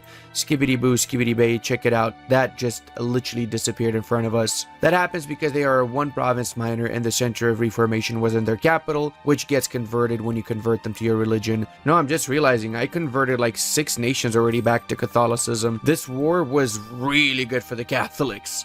We do have a bit of a situation, however. I, unfortunately, could not siege Vienne before the Bohemians did. I called the Bohemians mid-war because they wanted to join, but I feel like I shouldn't have done so. Problem is that I don't own the province, so unless I control the province, I cannot dismantle the HRE. I have the capital of Würzburg. I'm going to get the capital of Saxony, but I have 2 options now. Either I stay in this war until the Bohemians peace out and I can get Vienna, control over Vienna, or peace out without dismantling the HRE and attack again later. Oh my god, 3 mana to convert provinces. Hell yeah. Some good news, Naples became reformed, which is great. We have like so many war score versus other religion modifiers. Them being reformed is really, really good for us. Just when you thought it couldn't get any worse, we got the great PP in the sky to remind us that shit can always get worse. Bro, I hate Bohemia right now. I'm literally just sitting on the freaking war target. I'm getting call for peace. I don't know what to do. Like, it's crazy. Do I just peace out? Do I give it a little bit more time? Maybe they freaking peace out before. This is just the worst case ever. Like, the thing that bothers me, I didn't even need the Bohemians. I don't know why the hell I just called them. I just got the pop-up, you can call Bohemia. I was like, yeah, why not? I didn't need them. I was literally winning. I was wiping the floor with the Austrians. Why did I call them in, man? Why did I did this to myself? Alright, I give up. I'm gonna peace them out because there's literally nothing I can do right now. There you go. 1 for Spain, 1 for Würzburg. For the Austrians, I'm gonna break them up a little bit apart here. We're gonna release Croatia, make sure that Hungary is not a union under Austria anymore, and give a few provinces to the Pope, because we do have military access through them, so that way we can connect our entire empire after Liège. I don't even know what to do. I didn't even intend on taking anything from them, but I mean, I guess, whatever, bro. Doesn't make any difference now, does it? Alright, let's have a little bit of fun, shall we? Tacius Maximus on the Spaniards next. They do seem to have a buttload of colonial possessions from what I could tell. And I know I was at peace for like a whole 5 seconds. What's wrong with you, Ludi? How can you be at peace for 5 seconds? It's too much, Ludi. Too much. I just realized we outnumbered them roughly about 4 to 1. Doesn't seem like a fair fight now, does it? Venice, you are about to become a no more. Yes, you're literally just the city of Venice, as you should be. Why are you called Venice but having other provinces outside of Venice? That's the real question. Also, what the 43 development? Come on, game! I released all of these guys here because I can diplomatically vassalize them. Holy shit, they're all Protestant. What? We can also now give all the provinces back to Aragon so we can start incorporating Aragon. And more importantly, we can go back to war with the Emperor because the Emperor allied Naples. I'm going to attack Naples. And I'm going to occupy the capital of the HRE Emperor again. Truce is over in 74, so we have a few years before we can do that. We can just attack the English, I guess. That's a good period, actually. Alrighty, boys. It's a time to clean the heresy. Yeah, schnell. We're going to try and work our way to the mainland of England here as fast as we possibly can. Hopefully we manage to do it and not get stack wiped. I'm assuming most of the English army is going to be in the New World because they keep getting these New World wars. So I'm going to play off of that. Hopefully I'm not playing off of the wrong thing here. All right, we got a proper beachhead now. We got all of the Scottish lands sieged down. We got Dumfries. We're about to get the other fortification in Northumberland, so we're gonna march towards London afterwards. We should get a sizable amount of war score. Not gonna get all the war score because obviously we cannot really reach the New World much, and they have a lot of colonies there, but we got enough war score to do what we need to do. Also, speaking of the New World, it's crazy how many Native Americans have made massive federations. That is beautiful to see. Okay, I see what's happening. The British did not really have any units on the actual British Isles, They were sending all their armies to fight in the New World, and now they just sent some ships back with units to fight against us. It's a little bit late, buddy boy. Well, this expedition was pretty much doomed from the start. Imagine sending only 13,000 units to fight against literally 100,000 Romans. I mean, Frenchmen. You know, I feel a little bit sick. I had some 3-day-old KFC that was not refrigerated. And I feel like that might not have been the best idea. Yeah, I feel like that might have been a very stupid idea, actually. All right, we got the admin points to core everything up to, so let's go for this. Boom. That's a whole lot of provinces we need to form the Roman Empire, so that's great. Let's go ahead and concentrate development if we can. Boom and a boom and a boom, boom, boom. And we still are over our governing capacity, but it's not the end of the world. We'll be fine. Now we got to ship on over these units back to the mainland because we do not need that many units for this island. There we go, boys. We got all 3 of the North Italian subjects that we released earlier as vassals now. So it's time to do the next war against the Austrians in October. Okay, we got a couple more months before we do the war. We did get the alliance already with Würzburg and Saxony, so we are literally 8 over our Diplo relation slots. It's temporary, okay? After the war with Austria, we cancel all 8 of those extra Diplo relation slots. We just need to occupy Vienna for a tiny little bit, and that's it. Then we're done with them. I'm going to try not to make the same mistake I made last time, and I'm not going to call in Bohemia this time against the Austrians. In fact, I'm so scared, I'm probably not even going to call Poland in. Yeah, I'm just going to 1v1 this war. Let's just go ahead and take care of business ourselves. We don't need anyone for this. Rush all of our armies for the capital of Austria, so we can dismantle, and then afterwards we can do whatever we want. We can even call in 1,000 trillion allies afterwards too. Why not? You're not going to escape this time, Austria. I'm just going to go ahead and I'm going to assault this. Thank you very much. The greatest siege of Vienna ever. Better than the one the Ottomans did, eh? Yeah, that's right. We're better than the Ottomans. Now we can dismantle the HRE with the simple click of a button. 200 splendor, some power projection, etc, etc. Most importantly, the horrendous monstrosity that is the HRE does not exist anymore. With the fall of the HRE, the Austrians are basically that guy that used to be cool in high school but is just selling tacos now. Yeah, that's right. I'm talking about you, Johnny. Okay, now we can also start canceling the alliances with all the HRE electors. We don't need to waste that many Diplo points anymore. Thank you very much. God, that's a lot of nations, isn't it? We allied so many people, it's insane. Who else is that? Saxony and Würzburg. Right. All these nations will eventually be a part of us. Rest assured. They're just temporarily not here. Wait, what? Naples has 53 ships. This is the entirety of Naples, by the way. These 6 provinces. And they've got the same amount of warships as I have. What the shit is this, man? Alright, not only can we get all the provinces from Naples now, but we can also get a little bit of money. I'm not super happy about the amount of nations in the coalition, but I am sure that it's not actually going to trigger. They're too scared to actually trigger. Come on, guys. Surely that's not going to trigger, right? Famous last words, by the way. Alright. Core that up, and let's do the next mission here. The Throne of Naples. We have a few options. We get 25 power projection. We can get development cost reduction, national tax modifier. Interesting. This might bring some Neapolitan culture to the mainland of France, so keep that in mind. Or last but not least, get claims on the areas which we already own. So we're going to go for the power projection. Thank you very much. Now for the Kingdom of Spain, we have a core on the entirety of the Iberian region for Aragon. That is crazy. It's GG's. It's actually GG's. This is like the easiest freaking war imaginable. And I can attack Portugal separately as well. Like, brother, this is so good. Oh my god. Yeah. Okay. Well, we're gonna attack Portugal next now. There you go. Look at that. We got all these cores we can take for the Aragonese now. Oh my god. Yes, please. You gotta be careful with these sneaky Ethiopians here.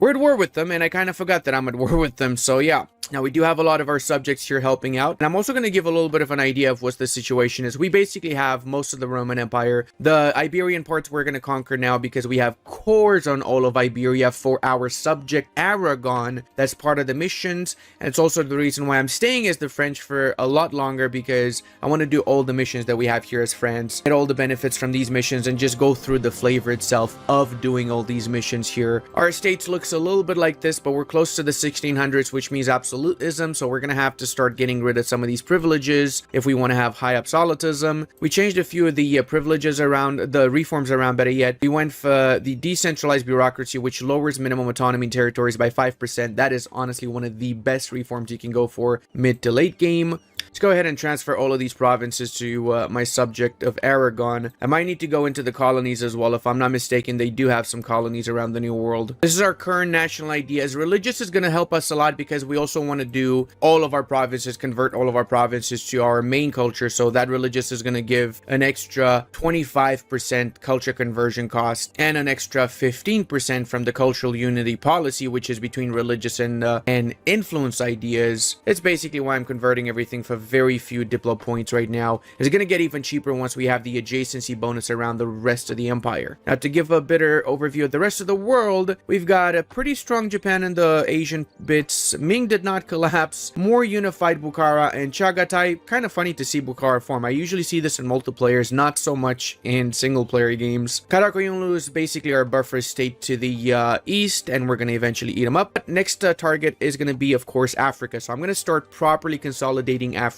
so I can get my trade companies going, get the extra merchants, get the income going, and then of course also steal the colonies from the New World nations. Basically, by fully annexing England, Portugal, and Spain, all of their subjects become my subjects. So conquering the New World is the easiest part of a world conquest, if you ask me. Interesting. Why is the capital of Ethiopia here? They changed their capital to Soba for some reason, and I'm not sure why whatsoever. Maybe they just like Japanese food, eh? Get it? Because soba noodles. So I've done a tiny bit of Carpeticum Sigicum, enough to get the province of Halaib, which I need to get access to Medjugorje. And heck, I'm even gonna go for Assab because I can. A little bit of money, and that's enough. Let's go ahead and piece them out so we can focus on the Portuguese now. The Portuguese do seem to have a ton of provinces around the world, so yeah, we're gonna have to go on a little bit of an adventure to South Africa. Protestants expelled from France. Okay,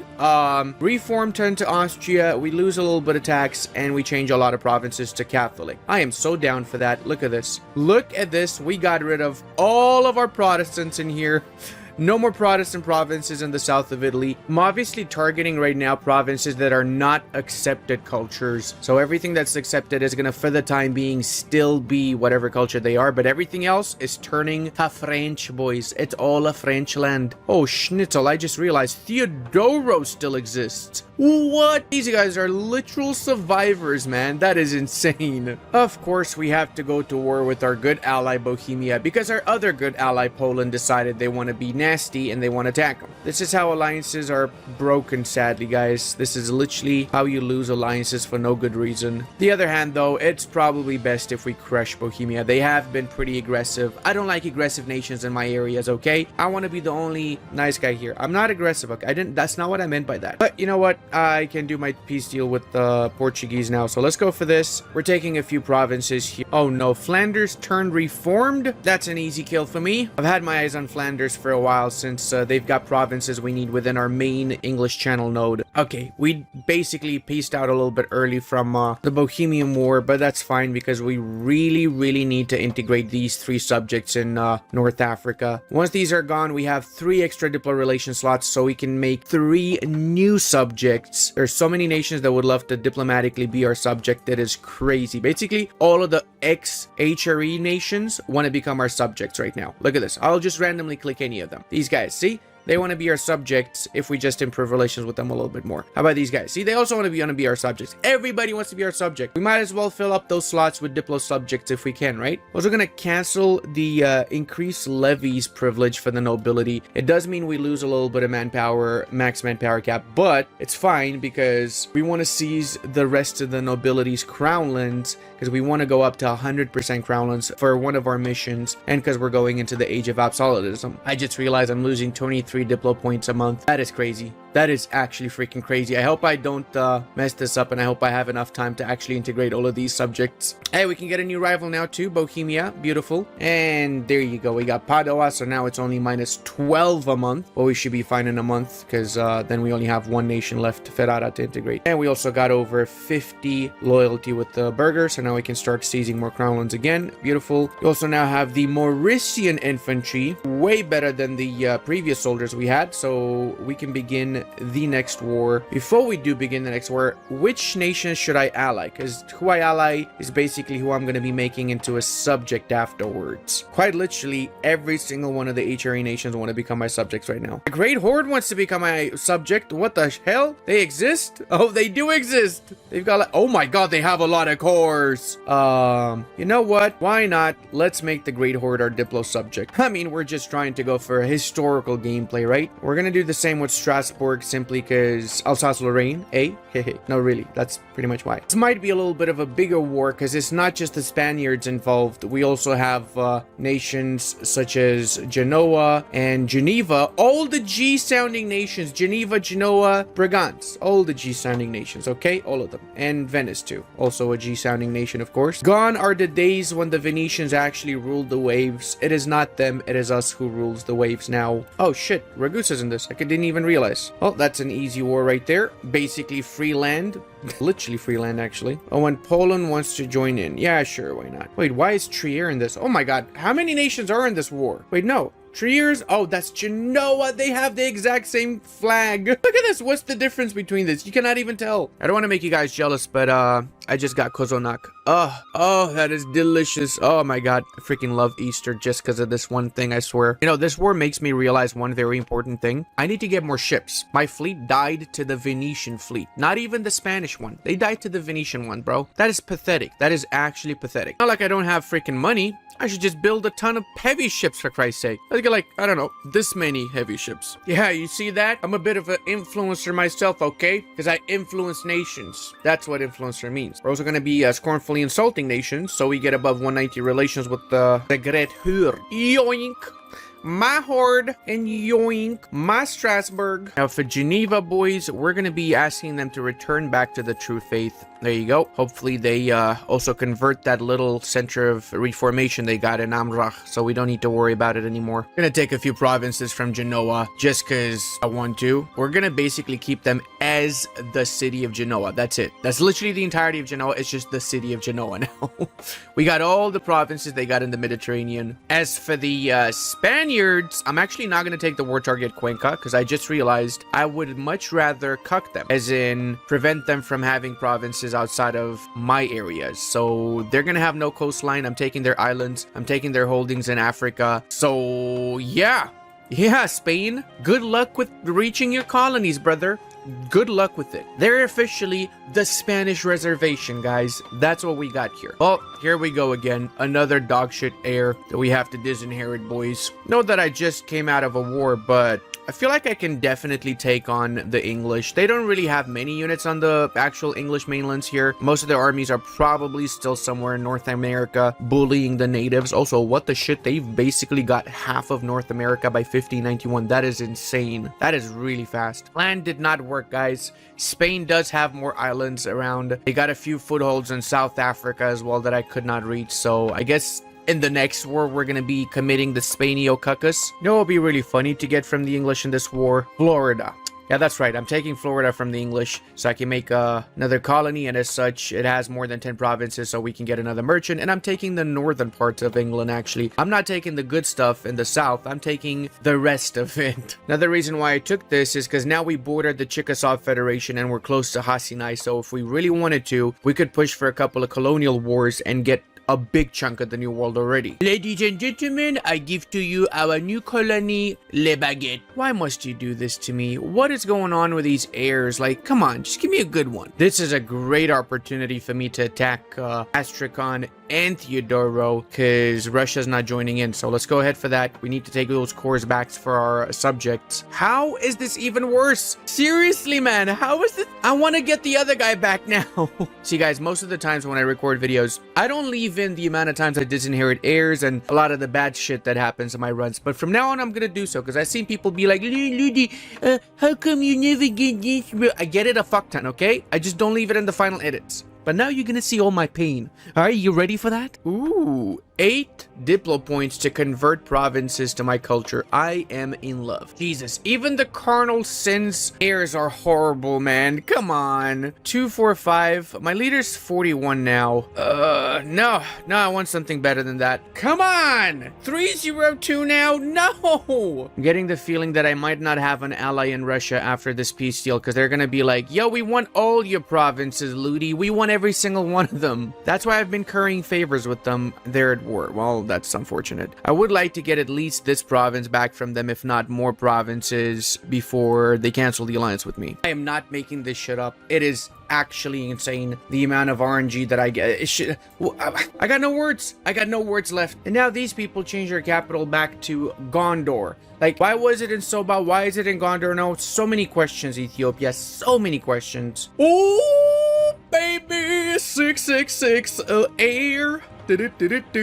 Totally did not need to murder like 9 kids to get this. I did not. She's 13. We are so disinheriting in 2 years. It is crazy. I mean, I'm not disinheriting. I mean, abdicating. I said I jinxed it. I fucking jinxed it. Nope. She's gonna die now. I'm gonna go accidentally hunting some deer and she's gonna die. I feel it. I just feel it now. Hey, global trade. We got it. We got global trade. Oh, that makes sense, as we have the best trade node in the world. It also means we now can again claim the title of Defender of the Faith for the time being. Once our heir, well, no, we're not gonna just heir this one in mind. Now we're gonna stay the Defender of the Faith forever. We're not gonna lose prestige anymore. I'm expecting a lot of birds to be coming around my particular save game. We also just unlocked the ability to get universities, so we're gonna be building a few universities around France. We're gonna make France the most educated part of the world by far. Oh my god, Poland, you need to stop calling me in your stupid wars. Okay, both me and Russia are at peace now, so let's see what exactly we can return back from them. 9 favors for this province. That's really good, and I think we can take Saratov as well. Wait, Hausa, that's a formidable nation, isn't it? So I think Benin or whoever it was here actually formed Hausa. In fact, I'm kind of proud of what's happening in West Africa. We have one massive nation, Songhai, pretty much has unified West Africa, actually being a contender here. They even managed to field up to 50,000 units. But more importantly, it's just gonna make it easier for me to wipe out all the freaking Songhaians. Instead of having to fight a million little Schnitzeldorf, I got to fight only one.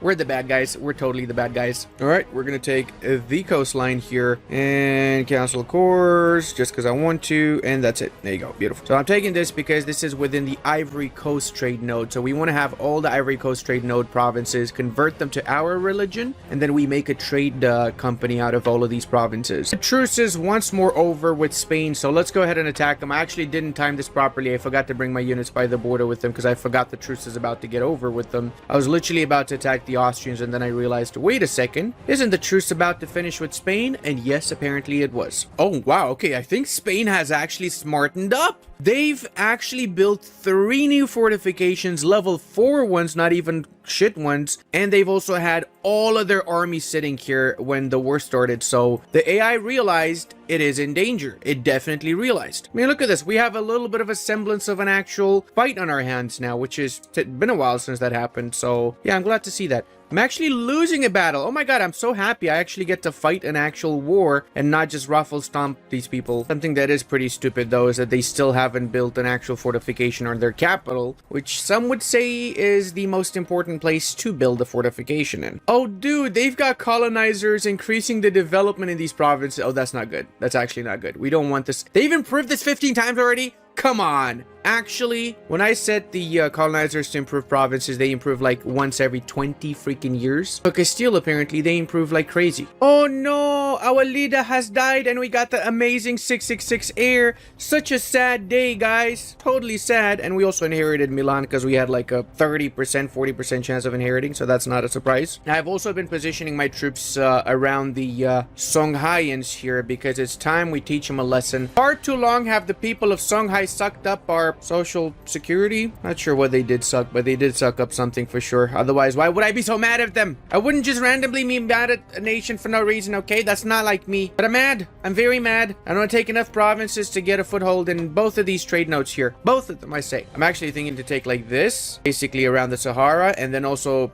if I can connect my provinces in the Ivory Coast. Yeah, that would be really ideal like this. Some would say, Ludi, you're a horrible person for cutting them up in half. They would do the same if they were in my shoes, okay? They would. Little by little, I am chomping away at the Spanish mainland here. And I know what you're thinking, Ludi, chomping is not a word. Well, I'll have you know, sir, chomping is totally a word. I did not just invent that, okay? Who would do such a thing? Invent words. I mean, come on. That's not how stuff works, buddy boy. Yes, we did steal another one of Spain's provinces outside of mainland Spain. I should have taken more, but I just didn't have the coring range for it, so I'm slowly taking one by one to reach Asia as well. Absolutism is here. We're gonna be harsh treating everyone, so we increase our absolutism. We're up to 8 now, but we can get a lot more, and we can cancel some more privileges too, like this one. And heck, I'm even gonna be canceling the strong duchies. We don't need it for now. We have enough diplo relation slots. Now you might be noticing that I'm not able to take as much lands as I was able to take before. That's because the previous age also had war score cost versus other religions as one of the bonuses, which we lost now. So until we get back our absolutism to 55 and above, we're gonna be taking less than we were able to take before, which kind of sucks, but it is what it is. Let's go for this particular peace deal. Is fine to me. And there you go. French North Africa, the rightful owners of North Africa, clearly. Just don't ask the North Africans. Finally, we are in a war against Ethiopia where they are co-belligerated, so we can take a buttload of lands from them. Actually thinking of connecting my African holdings through this particular strait, so in the next war after we attack Yawo, we basically can go from one side of Africa to the other without being restricted by anything. So that might be the peace deal for me. It only took us carpet sieging the entirety of Ethiopia for them to actually give up, but we did manage to do so. So now we can enforce our peace deal and focus on Yemen next, so we can peace out the Portuguese last. Oh my god, I can take the entirety of the city of Sarai and move it to my capital. What? That's actually crazy. So this gives envoy travel time minus 25% globally, and in the own region it will give friendly movement speed. I mean, it's not going to make a difference in Den Haag, but I'm just going to take it because I can. I like the fact that you can take that. That is genuinely the most English thing I've ever seen. So now we don't have this monument over here anymore. This monument is now in our capital. The city of Sarai, the entirety of the city of Sarai is in the Netherlands. As for the Portuguese, I managed to reach Asia because of the Portuguese. So I'm not only taking all the provinces that they have left in the Iberian Peninsula, but I'm taking my first Asian possession. So that means we're eventually going to be able to properly expand into Asia. What is going on? Personal union, succession war between Russia and Poland on monarch death. Yeah, that's not going to happen. We're basically what? We're 29. We're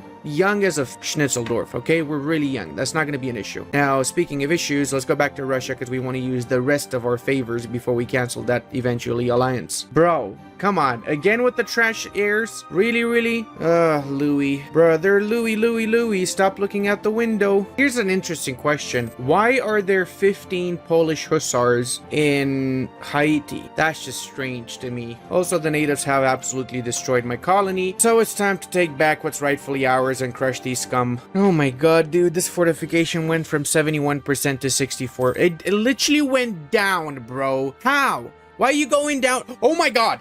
How are you doing this? How? This fortification in Naflat is made out of freaking vibranium, bro. They have vibranium walls in the New World, I am telling you. Now remember when I said everything that's rightfully ours? Well, what I really meant was everything. Just give me everything. That's it. End of story. I want all of the Floridas, okay? This is all rightful baguette land. By the way, guys, I'm annexing a nation as massive as Byzantium in 2 freaking years. That's right. Wondering why? It's because we currently have 65% diplo annexation cost reduction, which is just the most beautiful thing imaginable. I'm not even doing a full diplo annexation modifier stacking, and it's still so freaking cheap. If you watch my Spain campaign, we managed to get it up to 95% diplo annexation cost reduction, which basically means you pretty much instantly annex anything. And now with the extra 2 diplo reputation, it's even faster to annex them. It's going to be done in February of 1622. Holy Schnitzeldorf. Let's go ahead and get the last province also from the Russians in case they want to attack us or whatever. They want to cancel the alliance. We're Gucci now. We managed to get a big chunk of land without even having to fight them. Seeing as we're integrating Byzantium, we need new subjects to have, and I found the best one. The Palatinate was reduced to a 1 province minor, and they have 3 provinces we can take from the Austrians. These are fairly high development Austrian provinces too. And actually, I just realized we would have one more diplo relation slots after we integrate Byzantium, so we can get one more subject. Well, would you look at that? Scandinavia just formed. The real bad guys of this campaign, obviously. Oh, Mamluks? No, I can't let you do that. I'm sorry, Karakoyunlu. No, no, no, no. We cannot let you bully around the Mamluks. They are rightful Ottoman clay. I mean, French clay. I'm not playing as the Ottomans, I swear. And whilst in the Karakoyunlu War, we can continue with the slow but sure conquest of Spain. It's gonna take a few more wars before we properly fully take out everything we want from the Spanish, so might as well just eat at them every time we can, right? Oh, now we're talking, baby. Province war score cost minus 20%. That means we actually could probably take all of these provinces in one war if we increased our absolutism a little bit more. When did Fars get this color? Oh, okay, hold on a second here. I'm pretty sure Fars was not this color before. When did this happen? The amount of nations we're at war with is starting to increase, so I'm gonna try and piece out some of these bad boys. Fars is gonna get out of this war fairly unscathed, but that's not gonna be the case for Karakoyunlu. We're taking the northern bits, so we have a nice border by the Caucasus. We're taking all of their Arabian possessions because, well, we just want to take all of Arabia for strategic Arabian having reasons, which are real strategic reasons, okay? Remember how I said that late game France has a lot of unique events? This is one of them. The Académie Française gives admin tech cost minus 2.5 till the end of the game. That's actually pretty huge for just 2,000 ducats, if you ask me. Wow, okay. British colonialism has to stop, okay? We're gonna have to put an end to this. This is just not okay, Britain. You need to stop taking lands that doesn't belong to you, okay? It's not good doing that. People want their freedom. Speaking of, let's make sure we have more French people. French people don't want freedom. French people just want to get taxed more. Yeah, that's right. I'm raising the taxes again. Role-playing proper French gameplay here, okay? Go ahead and carpet siege Africans. Again, proper historical French gameplay. Looks like the Mamelukes really don't want to exist anymore. They even unconditionally surrendered to me, which is my way of saying welcome to France. Ignore the fact that we got 148 overextension. That's just part of the gameplay of spreading freedom and joy to the world. Okay, I feel like this is not bad. Yeah, this is okay. Let's go for this, and we're gonna take the last 4 provinces in the next war against them. And these scumbags are actually very disloyal. I'm actually surprised by how disloyal they are. They got 1,000 development almost. Holy mother, once they get these 4 provinces, they will have 1,000 development. Curious how easy it is or hard it is to annex them. That would be roughly 13 years to annex them. That is insane. Still cheap, but still insane. Seeing as we have the Holy City here, we do get an extra missionary, which is good because we lost the previous one to the smelly Spaniards, which for some reason managed to get Defender of the Faith before us again. Now, boys, I'm going to teach you all a little bit of a trick, right? So we need to get as much absolutism as possible. Easiest way to do that is get this particular age ability, harsh treatment reduction in cost, and then we just get a lot of rebels by having a lot of overextension, as is the case in our particular situation here. And then that means we're going to get a lot of these rebels popping up quick, so we can just use the harsh treatment once they reach 30% to lower their progress, and as such we also get 1 absolutism every single time we lower that. So check it out, we already went up to 48. We're gonna max out our absolutism in a few seconds here by simply harsh treating these rebels, because we do have an absolute buttload of them. I'm also basically attempting to clean up this particular area of the map. If we manage to get all of the West African realms, which is fairly easy to conquer right now under our control, we just leave 1 army to deal with the separatist rebels for the next few years, and then we're golden. We don't need to go back to this particular area of the map at all. We can focus on other parts of the map for the rest of the campaign. Yes, I am a little bit overextended, but it's not the end of the world, and it's also super cheap to core these provinces. On average, it's like 5 to 20 admin to core, which is really nothing. This is, after all, very low development land overall compared to other parts of the world. This, however, is the downside of being overextended. We get events like these that can really bite us in the ass. Now, once we have above 50 absolutism and we also have unrest at least 1, we will start firing up the court and country disaster. We want this disaster because it will increase our max absolutism by 20% once we navigate this disaster. So this is crucial for whenever you're doing a world conquest. You want this disaster to trigger. I know it sounds weird. It's like one of the only times when you actually want a disaster to trigger. Some other things you guys don't see see is me fighting rebels. Like, I've literally been fighting rebels for the past 5 minutes continuously. I've probably had like 30 plus rebel groups spawn. I just easily wipe them out because I've got troops all around, especially in areas which have high separatism that I know are going to spawn rebels. Quite literally, I just murdered some rebels in the south. Now another group just spawned into Katsina, for example. The thing is, though,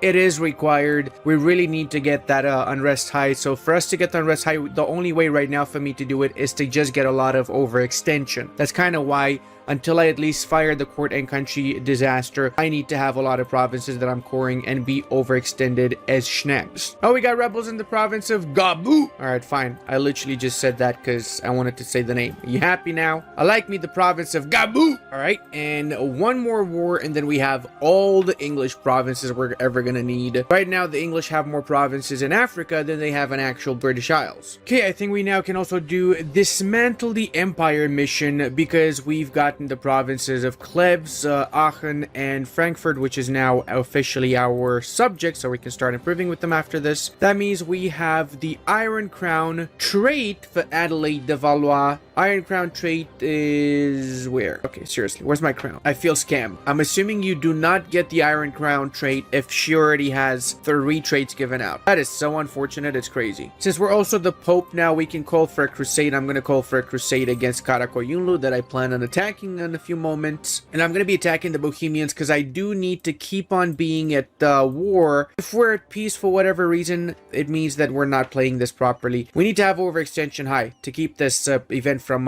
not stopping, basically this disaster from not stopping in essence. And I also definitely want to take all of the provinces in Hungary from Bohemia, so that means we have to attack Bohemia, obviously. I guess I can also take Telia, since Telia still exists in 1635, which is crazy to think about. I swear, this nation is the most survival nation out of all of them. The world might be burning to the ground. Telia is still gonna be there, guys. Wait a second. Bohemia fully annexed Brandenburg? Oh, now I'm mad. Yeah.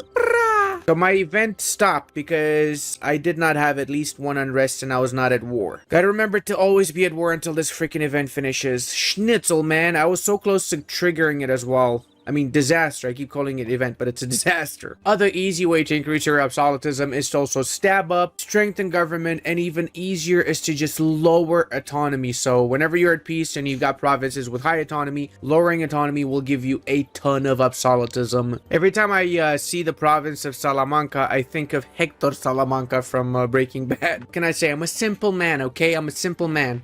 Oh, Songhai is about to take the English provinces. That is just the ultimate kick. Wait, my subject has 125 so that is crazy, brother. That's the second biggest army in the world belonging to my subject, man. All right, now that we got the provinces from the Austrians, we can also start integrating the Palatinate when we're at peace. Yes, in the next war, we just need to take the holdings that the Spaniards used to have in Italy. But the bright side is that now we can start incorporating Aragon, the most ambitious incorporation we've ever done. It's gonna take 11 years and use up 11 Diplo power. That is nasty. That is really nasty, but it has to be done. I mean, we could technically just concentrate development in some of these provinces. That should help quite a bit. Spain, on the other hand, has changed their capital now to the New World, so they're gonna start getting directly owned provinces around the California. Spain has essentially become California, to put it out there. They've literally become California. And also the English own most of North America. I didn't pay attention to the baguette for 5 seconds and the baguette again died to another Native American nation. Christ's sake, man. Baguette, you need to get your schnitzel together, bro. You really do. Okay, I'm gonna have to bring my armies here. Guess I can also incorporate Palatinate at the same time that I'm incorporating the Aragonese. Also, guys, a very underrated monument is the Sankori Madrasara. This one gives minus 10% tech cost globally with no prerequisites for this, as well as institution spread, clergy loyalty, plus 15%. So it's actually pretty good as a monument. Definitely worth upgrading to max as soon as you possibly can. There you go. We already got the tech cost and a little bit of institution spread. We're making quite decent money right now. We're up to 800 total income. But I guess after I make full states out of most of my super continent, it's going to be significantly more than that. Right now, these are the actual states. I'm going to basically make Italy, France, Spain, and England as, or the British Isles as my full states. Everything else either has half states or just trade companies, depending on the region. Another cool thing about the Age of Absolutism is that the French have a unique ability that increased the max effect of absolutism by 30%, which is huge because it means we can grab significantly more lands as the French. And it's also another reason why I'm staying as the French and not forming the Roman Empire right now. Greek separatism. The Greeks get a lot of cores, and apparently one of my provinces just became Greek as well. The province of Historia turned back to Greek culture. Very interesting. Oh, there's a bit of a conflict between French and Greek cultures in the Balkans apparently for now. That's all gonna be French in a few moments. Absolute GG, Songhai. It was a pleasure knowing you, but now you're back to being French as you were never before. Oh my god, we're only at 92 overextension. What do I need to do to get more overextension? Do I need to be even more aggressive? Seeing as we pretty much pacified this whole area, I'm just gonna leave one army assigned to crush the rebels whenever they spawn, and whenever the truce is over with the English, we're gonna grab the last parts of West Africa. I think I'm gonna prioritize that over London even, since I need this area under control.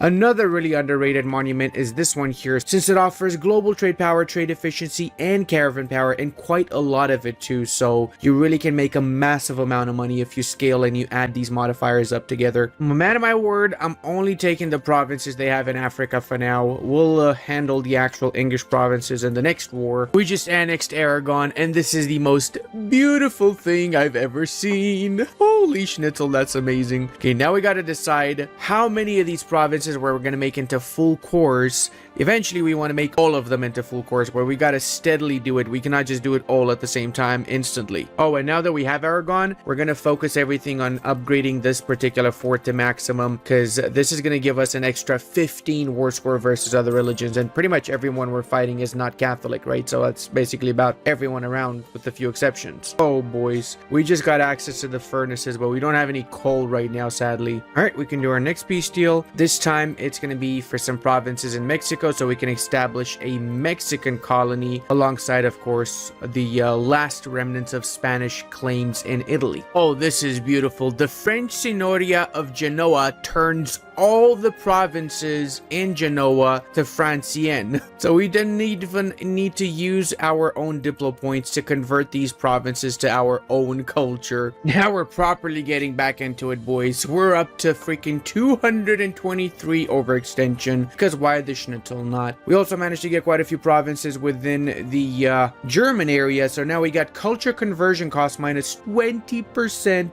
overextension impact reduction, separatism years reduction. So we just need 2 more provinces from the Swiss, and then we can do the 3rd mission, which will lead to the final mission whenever we have 50 provinces within North and South Germany that also have our culture. So we have to culturally convert 50 provinces to Francienne within Germany. Okay, this is just crazy. I'm paying literally 3 diplo points to convert provinces to my culture. Holy schnitzel, man. You guys want me to show you the culture map mode? Just tell me in the comment if you let me know if you want to see the culture map mode, boy. Whenever there's wars in the HRE and nations get released, it's good to keep an eye out for that, because like I managed to get a few diplomatic vassals now. For example, I got Brunswick, which has how much development? 28, 23, 24. That's like 80 development that I got doing a few clicks. I diplomatically vassalized them. Same for Dortmund, and the same thing we're gonna do here for Magdeburg in a few seconds. These are nations that got released out of, what was it, out of Munster or something like that, and they're just basically free provinces for me, because they are within the amount of diplomatic relations that we still have. French Mexico? No, sir. That is the brave nation of Croissant.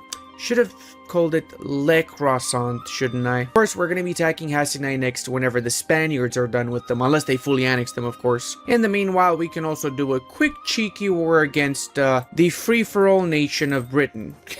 The fact that I let them keep the capital in London is just the biggest kick ever, because in essence, just free war score for me right now. So I'm able to just rinse and repeat this particular war for these 3 provinces and just take everything around the world. Let them only keep these 3 provinces until I'm actually ready to fully annex them. Ooh, another big batch of stuff culturally converted to us. Let's look at the map. Oh, that is just amazing. We even started converting provinces in the extremely diverse West African area, which is eventually going to be fully French, obviously. First, you probably heard about taxation without representation. Well, now we have giving away land without asking. The 13 colonies were like, yo, we're going to be destroying La Baguette. But no, La Baguette took everything you got because we managed to get the city of London. Because that's how things work, okay, buddy boy? Now, guys, if you're doing world conquest, you really want to add court ideas to your national ideas. Not because of the ideas that court ideas offers, but because of the policies. Because check it out, we get court creation cost minus 5% from mixing in admin with court. And we also get war score versus other religions minus 5% from mixing in religious ideas with court ideas. So as a late game world conquest national idea, court fits pretty well as the 6th slot. Seeing as we're going to have to convert all these provinces to our culture, we're going to be lowering the base tax here, so it's a little bit cheaper to convert these to our culture afterwards. We also can upgrade all of our courthouses to town halls, so that's going to give us around 1,000 governing capacity back, which means that we can make a lot more full states now in Western Europe. Oh, we can get economic hegemon. Oh, that's huge. Governing capacity plus 20, but more importantly, autonomy minimum in territories means we're gonna be insanely rich and powerful afterwards. Fuck it, boys. We're proclaiming the economic hegemony since we've got 1,000 total income already. So I don't know if you guys know this, but the newest season of Black Mirror is out. I don't know if you guys watch the series. I watch it. I like it, and it's fun. I'm actually watching it as I'm recording this. What I'm trying to say is, I recommend it, guys. I really recommend it. Can someone explain to me how Portugal, with literally only the southern African parts, manages to field 90,000 soldiers? They got a couple of colonies, all of which are very, very small, and just this. And they managed to field that many troops. That just makes no sense to me. Where's the development here? Not even high development. Oh, they actually got the entirety of Australia and New Zealand. Okay, that makes a little bit more sense now. Hold on a second. Did we just destroy the Doge's palace? And we got one diplo relations? And reform progress growth? Brother, I literally just finished upgrading the Doge's palace to level 3. This is bad. I just lost a very important thing. Well, at least we got the Golden March now, which gives Monarch military skill +1. And we're also going to get 5% governing capacity once we get the rest of the Papal States lands. Oh, this is actually beautiful. I'm taking a lot of provinces around the world that the Portuguese took, which is going to help me massively conquering more lands around the world as consequence, right? I feel like this is a fair deal. So this way we get access to Kilwa that we can attack afterwards. We also get access to the Sumatran parts, the Philippine parts, and we made Portugal basically significantly smaller. So after the next war, we're going to inherit all of their subjects in the New World. Oh, we also can start building the Suez Canal. This really is going to come in handy because the reality is it is painful going from Asia to Europe through around the entirety of Africa. If we get the Suez Canal, that's going to cut our trips short by a ton. Oh no, we have New Providence. The Pirates of the Caribbean are literally here. And now we've reached the point where we're basically making 1,000 ducats a month. I don't even know what to do with the money. I've built a lot of stuff. I just don't even know what to do with it anymore. We're also really close to 1 million max manpower for that matter too. The snowball is absolutely crazy, even if you stay as France and you don't form the Roman Empire. In fact, I'd say it's probably even better like this if you think about it. I also want to continue doing a lot of my missions, and for one of them I need to have 20% of my ships as heavies. I got like 400 ships. 20% of my ships heavies means like 80 heavies. That is a fuck ton of heavies. We also got 90 absolutism, so that means we got until the end of the game overextension impact reduced by 10%, and for 20 years admin efficiency plus 5%, so we're going to take advantage of that. We can actually get 6 more absolutism, so we really can expand like crazy now. We have 62% admin efficiency. That's crazy. All right, let's go ahead and make a brand new template with 50 heavy ships because we really do need a lot of heavies. I'm gonna actually build 50 heavies. Hopefully that's enough for the mission. Let's see. So in the meanwhile, what we're gonna do is we're gonna be attacking Congo, which is allied to Kitara. That's the unified nation, one of the most unique nations you can form in the game. So this one more should be enough to basically get control over most of the Congo, and not only but the Great Lakes area too. So So that's an extra 2 trade companies we can establish afterwards. Speaking of trade companies, let's start by making all of these areas a part of a trade company. So we're gonna go to the Ivory Coast trade node, and we're gonna click this button since all the provinces in this trade node are already Catholic, and that's gonna give us a trade company, which should also in turn give us a merchant, because it is more than 50% trade power. We're gonna use this bad boy here to transfer over to our node from the Ivory Coast rather than have this all forwarded to the Caribbean. There you go. That's an extra 50 ducats we transfer towards the English Channel. So now we're making 765 ducats from this node alone, which is absolutely crazy. Continue to build more barracks. I'm up to 1 million manpower, but I want to get more. I never have enough of soldiers, can you now? Make sure we co-belligerate Kitara, and let's Gucci Strombolucci. Let's make sure we have leaders as well for this army. One of you guys also said in one of the comments I saw earlier that I look a little bit sick, and am I okay? Reality is, guys, I do have pneumonia. I don't know if that's what you were talking about, but I do have pneumonia. It's just started actually, so I'm working on making myself feel a little bit better. Hey, look at that. We also just unlocked Imperialism CB, so if I waited for literally one day, I could have went for that CB, but it's fine. We're using the Deusfold CB, which is basically the same like Imperialism. Yeah, speaking of pneumonia, that's like the second bad thing that happened to me in Romania. So I just arrived in Romania like beginning of this month, and my car got screwed over in the parking lot. So somebody crashed into my car, didn't leave a note, nothing of the sorts. That happened. First thing that happened when I came here. Second thing, I got pneumonia. And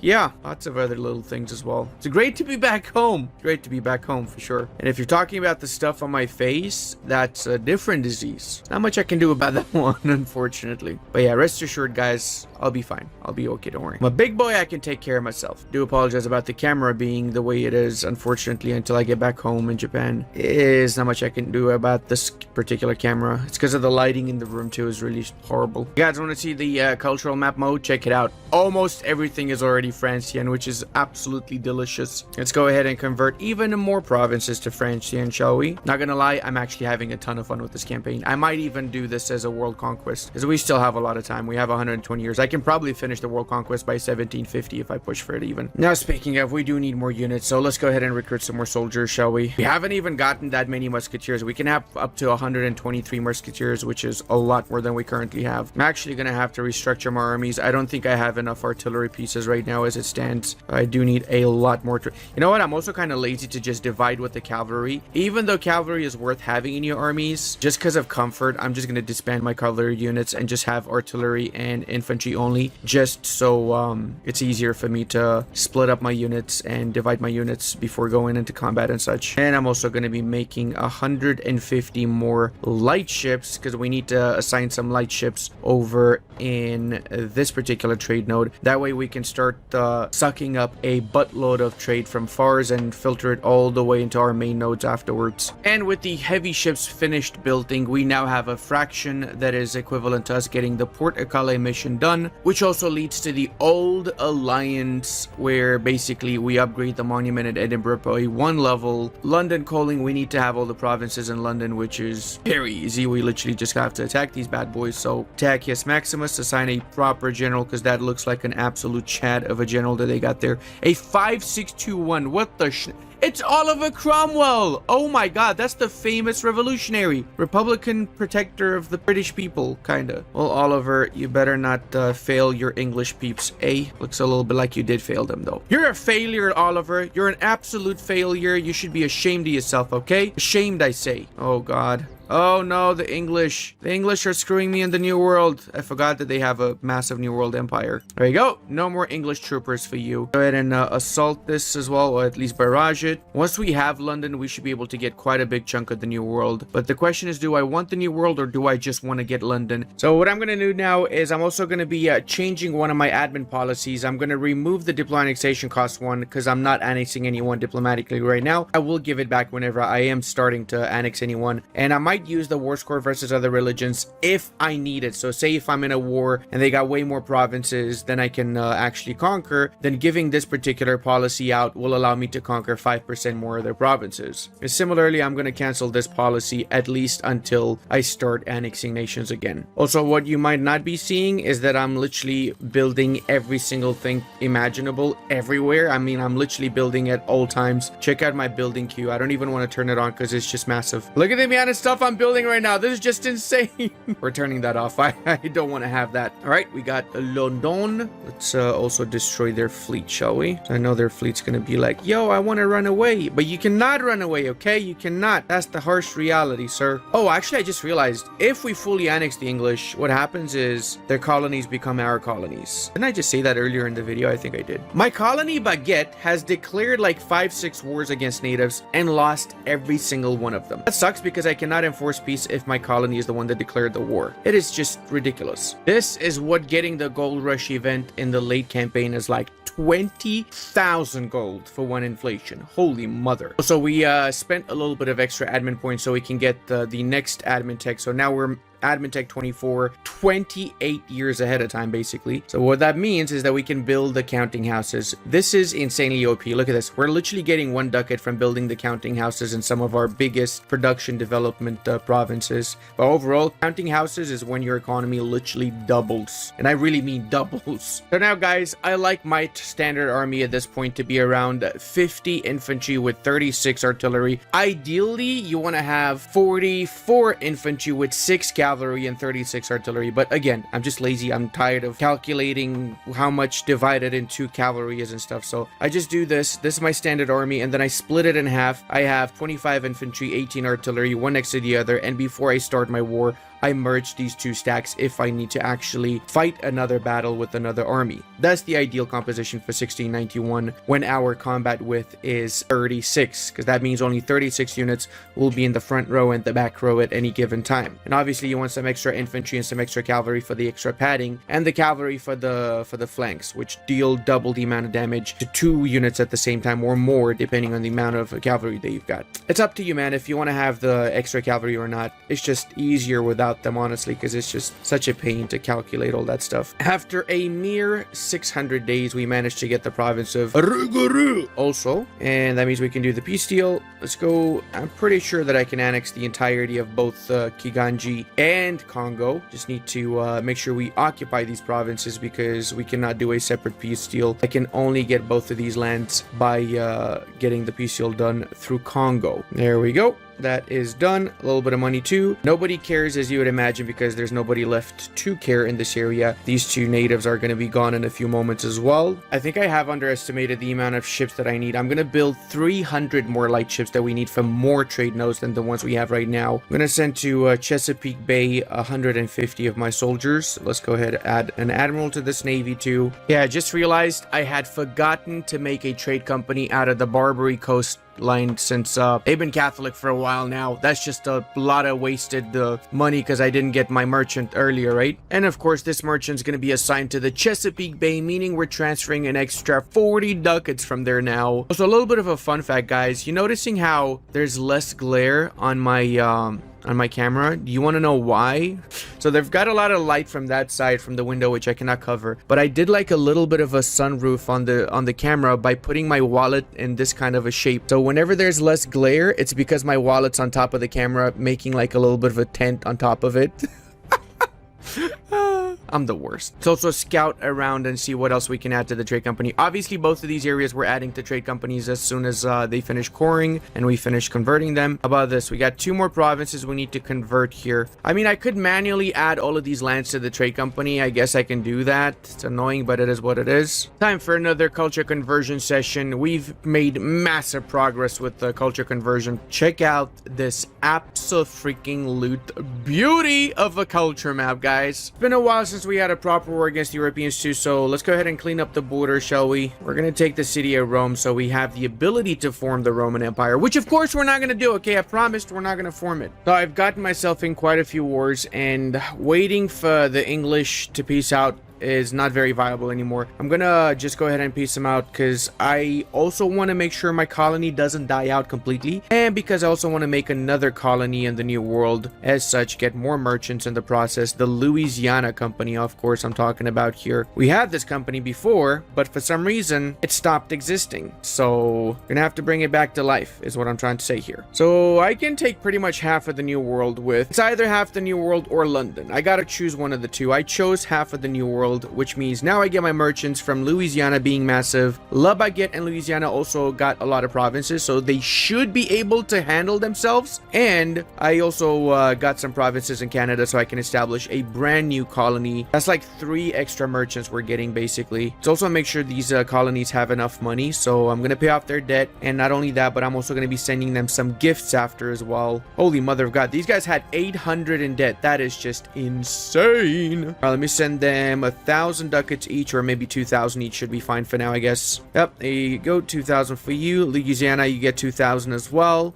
And of course, let's not forget about little old Caribbean Hon. And check out how powerful our units are. Since we're using the proper army composition, we're just walking over any sort of enemy armies we're encountering right now. Aber unsere Piesen Altensteiner, ja. The Frisians did manage to get quite a sizable colonial empire, so in this war, we're obviously taking all their colonies as well as everything else that we can. We're gonna let them keep the one land they've got in Panama, so instead of being called Friesland, you can call them the Panama Canal now. Holy mother of freaking rebellions. That is the most rebels I've seen in a really long time. I'm gonna need to bring an army and help these guys out, aren't I? French Canada?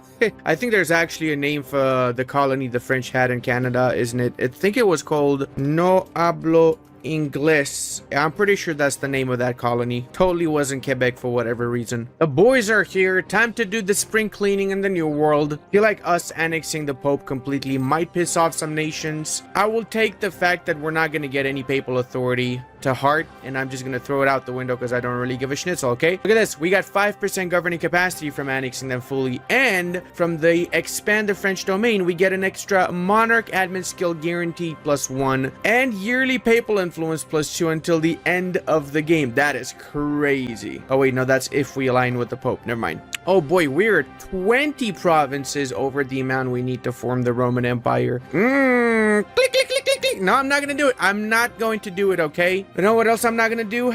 Give back the province to the Pope. For the tier 10 government reform, it's really important you pay attention here, guys. So if you want to get governing capacity and you want to get more economy, obviously l'état c'est moi is the best option, or actually regional representation is better than that because you get minimum autonomy territories and you're likely going to have a lot of territories, so that's going to be actually better. Plus you get core creation cost reduction. But if you want to just annex a lot more stuff, war score versus other religions is the way to go. Possible policies is the worst one. Never go for that. I'm going to go for the core creation cost because I don't have that many big nations that I need extra war score versus other religions for. Maybe Poland and Russia when I start munching into that, but that's going to be in the next part of the campaign anyway. So I can just quickly change my reform whenever that happens. Holy mother of God, it's 28,000 ducats to embrace the Renaissance, but now we got even more culture conversion cost reduction. So if we wanted to, we can convert pretty much all provinces that we have for 3 diplomana. If we really want to double down on this, remember that if we do form the Roman Empire, we get another 25% culture conversion cost. So then literally everything actually is going to be for 3 mana points, right? We're not going to click that button, of course. And we're not even playing a toll campaign, but we're developing provinces for 10 to 20 mana points, guys. Like, come on. This is just insane. Let's also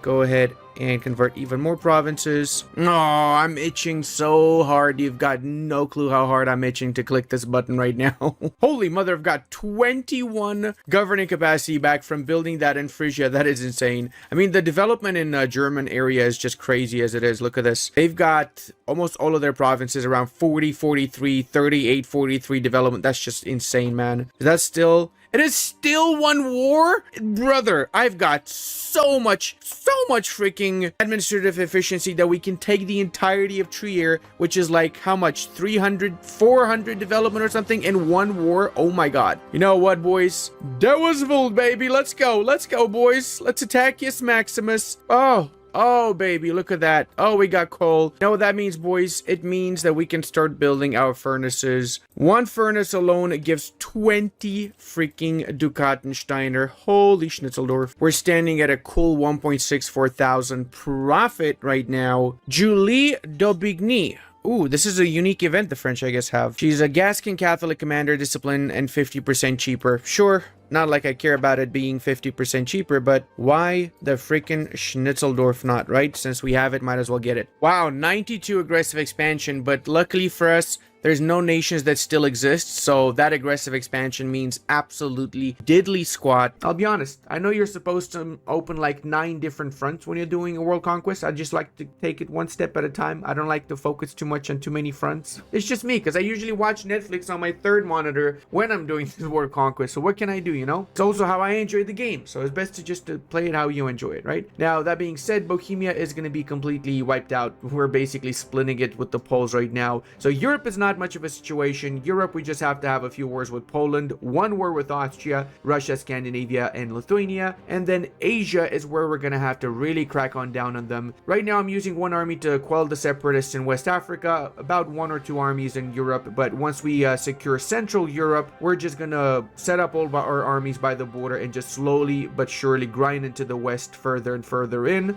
and we're doing the exact same with the Arabian and the Middle Eastern parts. The New World is a bit of a challenge though, because the New World, we don't have that many colonies right now, and the Spanish are deeply entrenched here, as are the British. The rest of the British colonies we're gonna get when we fully annex them. We made sure they only have one province, London, and that's it. So when we annex London in the next war, when the truce is over, we do get every single one of their colonies as our colonies, because you get the nation that you annex as subjects as your subjects whenever you annex them. Actually, I just realized there's a Native American nation that exists. Let's go ahead and fix that, shall we? Now, economically speaking, we're about 3,000 income in. We're mostly relying on trade and production, as you would imagine at this point in the campaign. We got roughly around 950 ducats we're getting from the English Channel alone, and if we increase our trade power here, we're going to get a lot more as well. We're getting about 300 from Genoa, getting a little bit from Venice, a little bit more from Constantinople, and so on. We do have to get more trade, and the way we do that is we set up a trader in Aden, another trader over in Hormuz, and we get some ships that start transferring trade from India into Europe. Right now, that trade is not going into Europe, so we're missing out on about 1,000 ducats, give or take. But reality is, I built everything. All my monuments are at level 3. All the ones that I could upgrade that are within my lands are level 3. I've got all the buildings done. I've got all the manpower. I can have 1.2 million manpower max. There's no need to even build anything at all anymore, so I'm not worried about the money. It's just about finishing this world conquest as soon as we possibly can. So we're going to be attacking the Austrians, Scandinavians, and Poles in one big war once we consolidate what's left in Central Europe. We do also have a few units over around the islands of Indonesia, so we're going to be going for that too. And the Portuguese still have Australia, so when we fully annex Portugal, which is only right now available in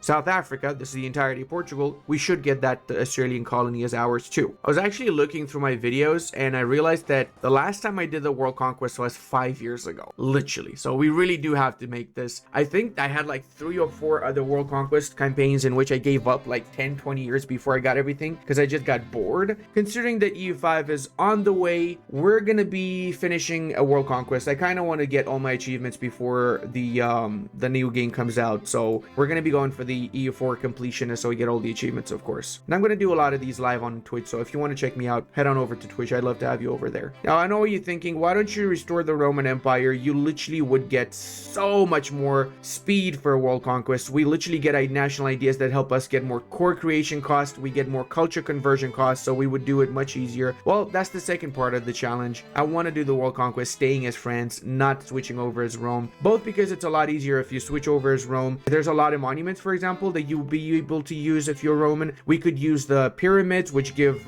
no stability loss on monarch death, estate loyalty, prestige decay as Romans. We can also use the Petra, which gives diplomatic relations reputation and envoy travel time as such. There's a lot of extra monuments that we'd be able to use as the Romans, but I don't want to do that. I want want to stay as the French. There you go. We're getting some of those juicy late game battles. Look at this, 160 versus 80,000. Of course, we're going to win. We're just insanely outnumbering them right now. One thing to take note of in the later part of the campaign is that building furnaces whenever you have those coal mines available is an abso-freaking-lute must. Look at this. For example, in Kosovo, we just got coal, so we're going to be either destroying this or developing one province. Then we can get furnace, which increases our goods produced for the entire country by 5%. Furnaces are insanely OP. It just sucks that you get them so late in the campaign. Oh, and we also can do a mission. I forgot about this one. The Crossroads of Continents. We can reestablish the Knights of St. John as a pirate republic, or we don't give him anything. We're not going to give him anything. Fuck that shit.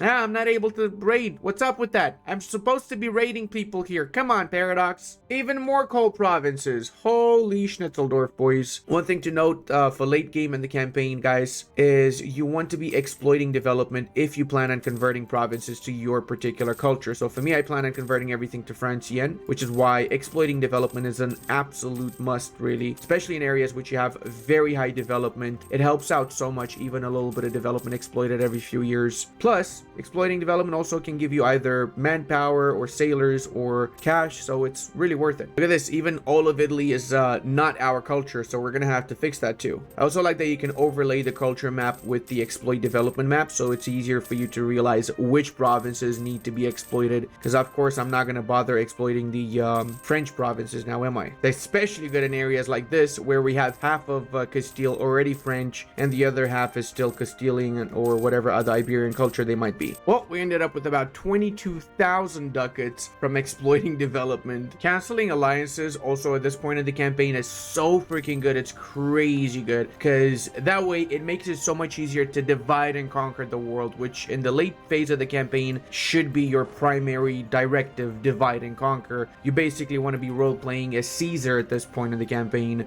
And yes, it is extremely cheap to core everything up, since we have so many core creation cost reduction modifiers. I mean, look at this. It's minus 54% core creation cost modifiers for regular provinces. And the truth is that we could make it minus 75% more if we were to form Rome, which we're not doing, like I said. But if we were to, it would be so much easier. We just converted the holy city of Jerusalem to Catholic, so now we can get another missionary to help us convert the world even faster. That looks like a good deal to me, boyos. Look at how massive the Bohemian Empire was at one point. Not gonna bother too much with the course. This is fine. Let's go. Boom. And now the rest of that is gonna be annexed by the Poles. Let's also make sure we concentrate development so we make it a little bit cheaper to core after. And another reason why I went for the peace is because I want to start integrating what little subjects I've got. So we're gonna be incorporating Utrecht and everybody else here that we have. I think Passau also is a subject that I can annex. Yep, there you go. Passau we can annex as well. Our estates are pretty good too. We've got basically 100 crownlands, or close to 100 crownlands in any case. We could get 5,000 from selling, but I'm not going to do that. I don't want to bother with it. We have right now the maximum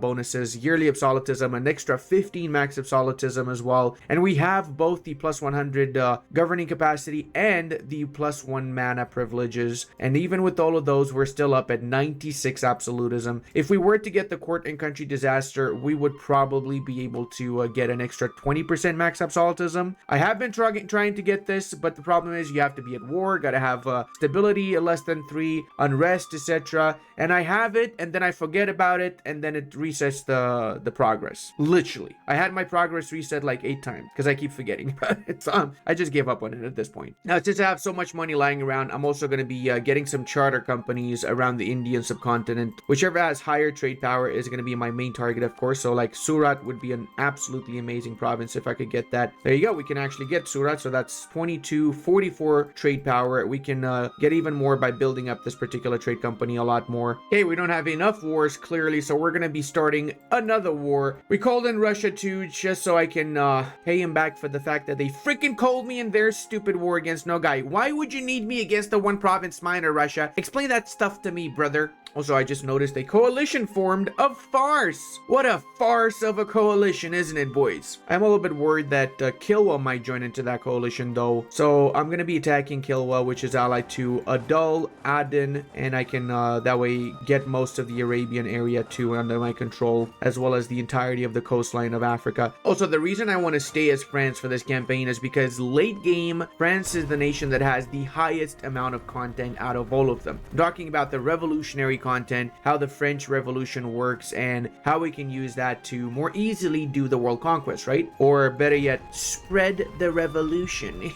I want to say something that I know will piss off some people, but I genuinely think that this mission should be 50 provinces owned, not 50 provinces with the owner's culture. Because for me to convert 50 provinces in Germany to my culture is not going to be easy. I mean, it's going to be done by 1750 or something. And the bonus from this is that you unlock access to the military hegemony faster. All power costs minus 5%. That means culture converting, coring, everything is 5% cheaper, which is great. But it's so late in the campaign that doesn't really make a difference anymore. You know what I'm saying? Either make it 25 provinces and then you can actually rush for it early game and you can do it, or just make it own provinces, not culture convert. I don't know, just my opinion though. I know that if I was being really optimal with this campaign, I could have just rushed for Germany, dismantled it super early in the campaign, and when I would have already had all of this converted to my culture by now. But first off, I didn't even think that I'd do a world conquest in this campaign. Okay, I'll be honest. We both know. I did not expect to do a world conquest with this. You thought that you had it tough with sieges? Check it out. 92% siege.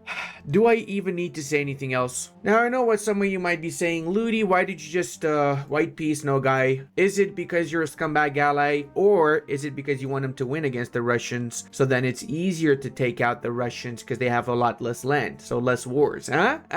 It's because you're a scumbag ally, that's probably why though. Oh, we can embrace Cobentism. Oh, okay, that's cool. That means we just need to get the last reforms done, and then we can do a fires of industry, which is going to give us 0.2 goods produced in every province we own. So that's just crazy, guys, like actually crazy. That's going to be like 3,000 ducats alone. Okay, boys, the war is over. There is no more Austria. There's just 3,000 left Austrian soldiers that clearly are not going to be able to restore the empire, are they now? Also, I just realized Bohemia is actually still alive. They managed to take this one province from the Austrian war because they had a core in it, and they still have 3 Transylvanian provinces. I'm actually curious to see their core map mode. They're everywhere. They're literally everywhere. That's insane. Also, we got 400 overextension, so we could have easily had the court and country disaster, but the age of absolutism is over, so no more disaster for us anymore. Holy mother of changing of cultures. Okay, we have to check the cultural map mode, don't we? We absolutely have to see how many French people we got quite a ton of French people. I mean, a lot of French people. But you know what? I don't think we have enough. I think we need a lot more, don't we? One thing that can help us with getting more is changing for the culture conversion cost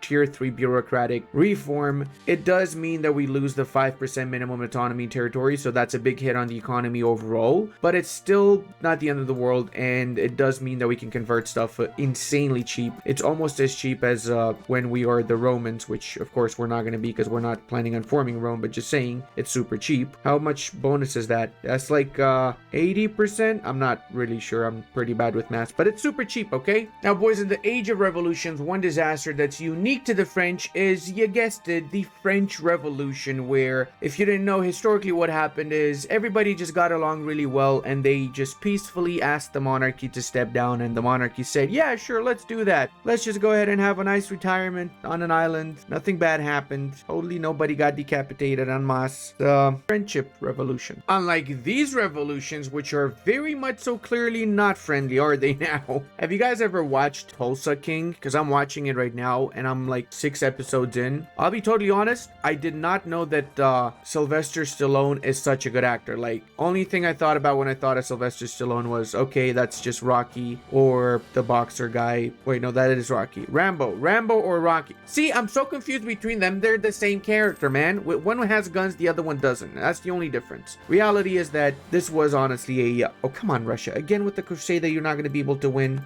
This was a needed movie for him to show off his character range. Now, he's not a tough soldier or a tough boxer. He's he's a tough gangster. It's the same thing. Somehow I managed to get myself scammed into thinking it's not the same thing though. One more month and we're gonna be getting the Revolution, as I like to call it. The Estates General. Alright, well, hopefully we get a Chadicus Maximus called Napoleonsky Bonapartesky that's gonna fix this French Revolution, am I right? We have the option of becoming a revolutionary republic, and since we want to make this a fun playthrough, let's do that. Viva la Revolution! Down with the French peasant, aristocracy. From now on, you can call us the French Republic. Gain the new traditions and ambitions of the Republic, which means we got Revolutionary Zeal increase. Revolutionary Zeal is a brand new mechanic. It's basically the same like absolutism. It's actually exactly the same like absolutism. It's called something different, okay? We got to start from zero with it. So we kind of nerfed ourselves a little bit here. But you know what? It's fine. All right? It's fine, boys. Like I said, we want to make this a little bit harder on us. Otherwise, it's too easy. So for now, we're going to go for, I don't even know, René d'Estrées. Hopefully, he's going to be replaced by Napoleon at some point. Hopefully, you know what I mean? We are right now the only revolutionary nation in the world. Everyone's going to hate us and everyone's going to want to be us. No, they're not going to want to be us at all. Revolutionary Guard Force limit, fraction 20% and so on. Plus, it enables the Jacobins and all the other factions. The Jacobins give construction cost reduction, national tax, which is great for playing toll, which we're not doing. Liberty Desire from the Imperials, or discipline and land force limit from the Girons, but they also give extreme aggressive expansion impact increase. I don't know why. So I don't really care about them too much. Let's go for the government reforms. Fraternité, égalité. Well, it's only fraternité really, because it gives culture conversion cost minus 20%, which is huge. I'm gonna go for the first one. Can force re-elections, and we get the revolutionary zeal. For the fourth one, we can get idea cost reduction by 5%, or go for heretics and heathens do not give any penalties. That's actually pretty significant, but I like the idea cost and I don't care about heretics and heathens. Then the fifth one is basically the same like default. We can go again for the musketeers, so we get the musketeers as the French. Otherwise, we wouldn't have access to them. In 3 months, we can take the next one. So, of course, we're going to go for the province war score cost minus 10%. The latter ones are the ones we want to go for mostly for the Republic, the Revolutionary Republic, better yet. Since for the 11th one, we also get core creation cost minus 10%. Then we get minimum autonomy in territories and maximum revolutionary zeal plus 20%. The Revolutionary Guards are unique units, by the way, that have reduced fire and shock damage, and also they have regiment drill loss and army drill gain modifier plus a lot. And we have some options here that also increase their bonuses by a ton more. Also, we've got the cult of reason, which we're going to take later because we need to get our stability first, but this is going to lower the tech cost by 15%. And once we have the cult of reason, we can also go for cult of reason government reform, which means we get 20% idea cost reduction. So we're going to take ideas and technologies for barely any mana points, like almost free. Okay, we got the fortifications as well, so now we got the war score, which means we can peace out Kilwa. I'm gonna go for the coastline here. We could have taken almost 3 times more land if we didn't get rid of our 96 absolutism, but this is more fun. Honestly, it's a lot more fun. I'd rather do this than just be insanely OP continuously. If we didn't go for this option, we probably would have been able to conquer the world by 1745, so would have been a little bit too easy. Oh my god.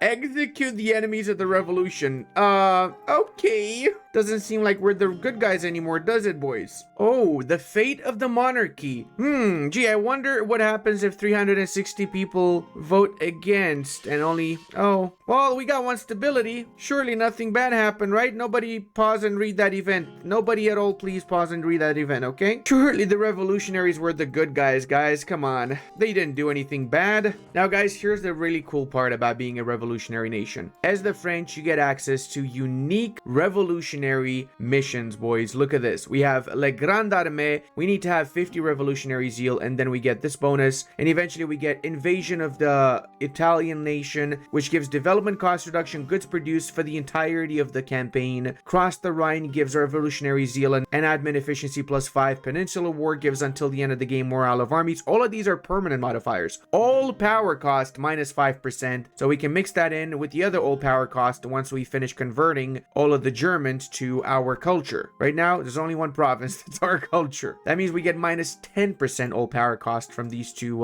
particular missions. That's cool, right? I don't think many of you even knew that there's literally missions when you form a revolutionary France. Now we also need to get 20 provinces with 25 development, less than 1 devastation, that have the French infrastructure network edict. So that's actually pretty easy. We just got to give a few edicts around. We can do that now. There we go. We just did it. So now we can get 1 random development in every owned province that fulfill the requirements. That's not too bad. It's not amazing though. Next, we need to get naval force limit 90%, and then we get until the end of the game a lot of naval bonuses, including moving on and off of ships. Okay, that's easy too. Coastal infrastructure, we need to have 40 provinces with a dock or shipyard. Oh, they need to have both a dock and a shipyard. I don't think I've built any docks this entire freaking campaign.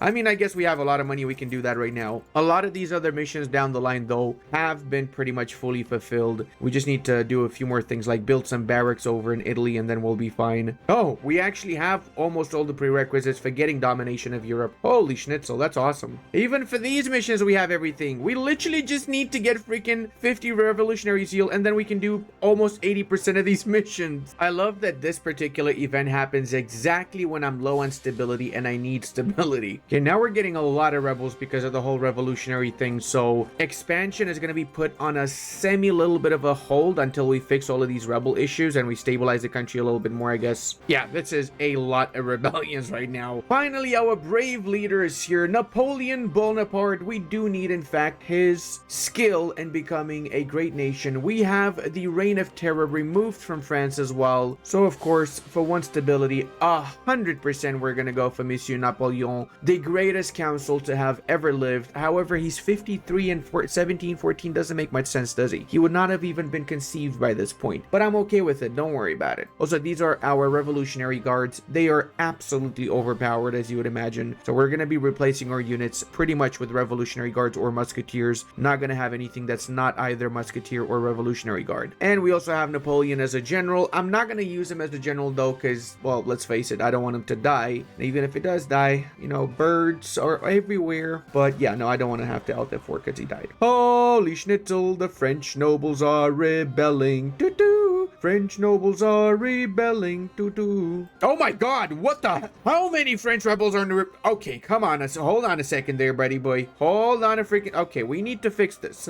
It seems like a little bit more rebels than I'm happy with. Yeah, no, the whole country has a lot of rebels right now. This has to be fixed. Oh, even more rebels, guys. Do you want to see the map? You want to see how many rebels we've got right now?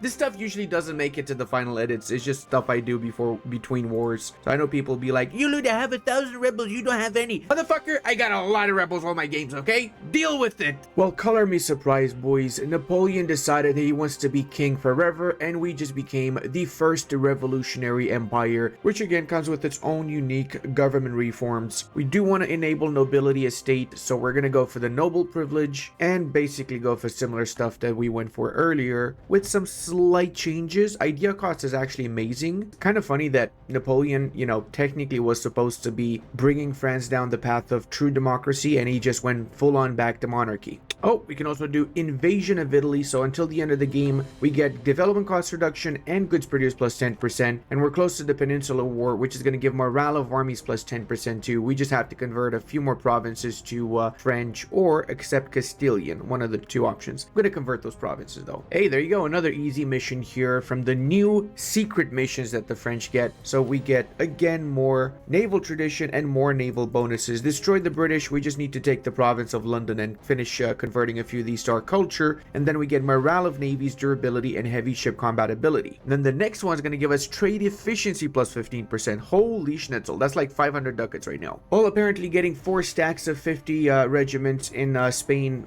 does the job too, and we got the permanent morale of armies now. We have by far the highest morale of armies in the world, followed up by the Poles for some reason. Here's another cool little trick, guys. If you do stay as an absolute monarchy, so you don't go revolutionary, this particular forts of massive help because it gives you an extra 10 max absolutism. So if you need a little bit of a push to reach 100 absolutism, then this might be the fort for you. Also, the city of Sana is pretty good too because it gives an extra merchant and cost to promote mercantilism if you're into that kind of stuff. You know, since the last time I destroyed development around the land, there's significantly more French provinces now, even in the high development areas of Italy and Germany. Russia actually got completely screwed over by the Scandinavians out of all nations, so I'm just gonna curb their expansionism, of course. So I'm just gonna attack them to bring peace to the world. The Declaration of American Independence. Okay, that's both funny to see and at the same time sad, because apparently the Spanish are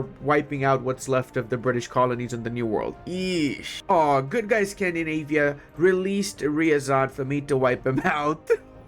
That's funny. And that way I also get Scandinavia out of the coalition because they're going to join on the side of Riazan. I love this. Oh no, big sad guys. Our great emperor has passed away and we're stuck with Charles Bonaparte, who is average as schnitzel, man. I am not on board with this guy, but I mean, it's better than the Empress, which has only one admin. Right now, admin is our biggest bane by far. Oh, I completely forgot that I was supporting the independence of the Spanish colonies. I mean, that's honestly not too bad. It means that Spain gets to lose half of the New World. And hey, I just realized the United States and Illinois both exist. What a small world to have Illinois in your game. Like, actually.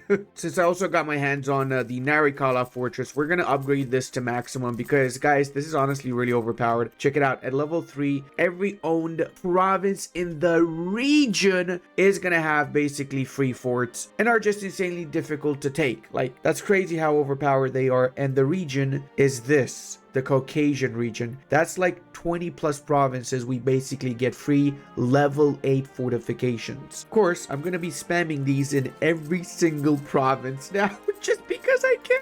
It does suck that the British don't have their colonies anymore when we fully annex them, but it is nice that we get to cancel most of their cores on the British Isles themselves, which are now 100% French, that's for sure. We did what William the Norman couldn't do, make the British Isles French, right? That does mean we got London colon for us, and that makes London, it gave it more development, and I haven't yet cored it. That is not good. We have to develop, oh god, 62 development. This is really, really not good.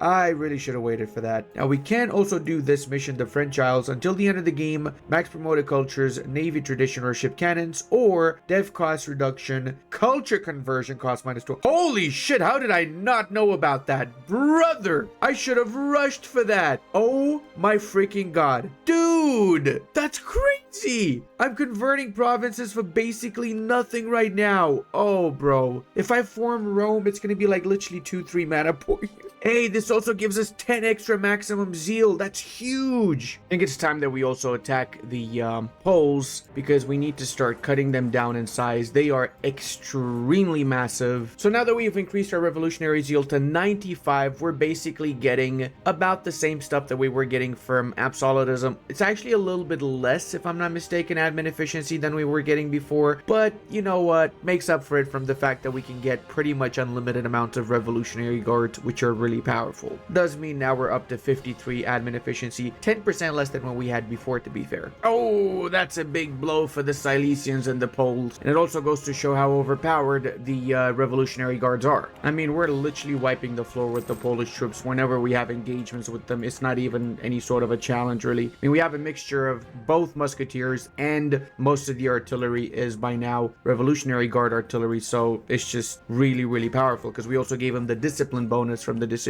It really is just an absolute pleasure watching these battles unfold in front of me here, and the difference in numbers is just crazy, guys, as in the amount of losses they have and the amount of damage we inflict on them. Better yet, it looks like the colonies have gained their independence from the Spaniards, so next up I'm going to be attacking Illinois so I can consolidate my New World colonies a bit more before the truce is over with the Spaniards and we can attack them again. This Polish war was also insanely easy, and that's because they have a lot of fortifications, so me just just literally rushing for all the forts. All of these cities are basically forts that I siege down, and I basically ignored everything else. I won a few battles as well, and as such, I already have 99% war score. I can piece them out. The reason I'm not though doing so, and I'm not piecing out Russia, I've been actually sitting on Prussia for a while, it's because of overextension. I'm going to wait till everything else is scored here, and then I'm going to piece out the Russians, Lithuanians, and so on. We can actually fully annex Russia, and we can even take like the little provinces that are disconnected from the rest of Russia, and that's because we have the age ability that allows us to ignore coring distance, which means we can literally take any province anywhere, and we're going to be able to core it. I think I might just do Lithuania now though, simply because I want to only grab a little bit of their lands. I'm not taking everything from them, so we can do this, boom, and that way we can just have an easy peace deal with the Poles after. So I just got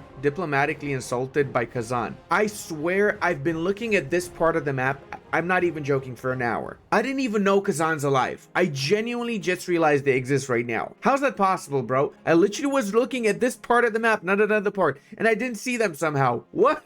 Oh, we have Mexico, and guess what? They want to break the alliance with me. What a bunch of scumbags. I help you get independence, and then you want to break the alliance with me. Who does that, Mexico? I would never do such a thing. I think it's safe to do the peace deal with the Russians now. There you go. That is a Jover for the Russian Empire. Again, spread the revolution. I don't know if I talked about this earlier, but spread the revolution gives 50% aggressive expansion and 50% cost for all provinces. So it is ridiculously powerful as a CB, way better than anything else you've got so far. Actually, since I already have my units up north, might as well declare a war against Scandinavia, since they're guaranteed by the Poles, and because the Poles are already at war with me, there's nothing that they can do about it. So let's go with the war against Polos, Siberia, and Scandinavia. So that way, once this is done, we're gonna have a big chunk of Europe, and I mean a really big one. And also, we're gonna do a easy war against Bohemia, since they only have 4 provinces left, and we can core them up. So that means we don't need to worry about the coring range and all that shit. Look at us go through those American troopers. I guess they're not as good as they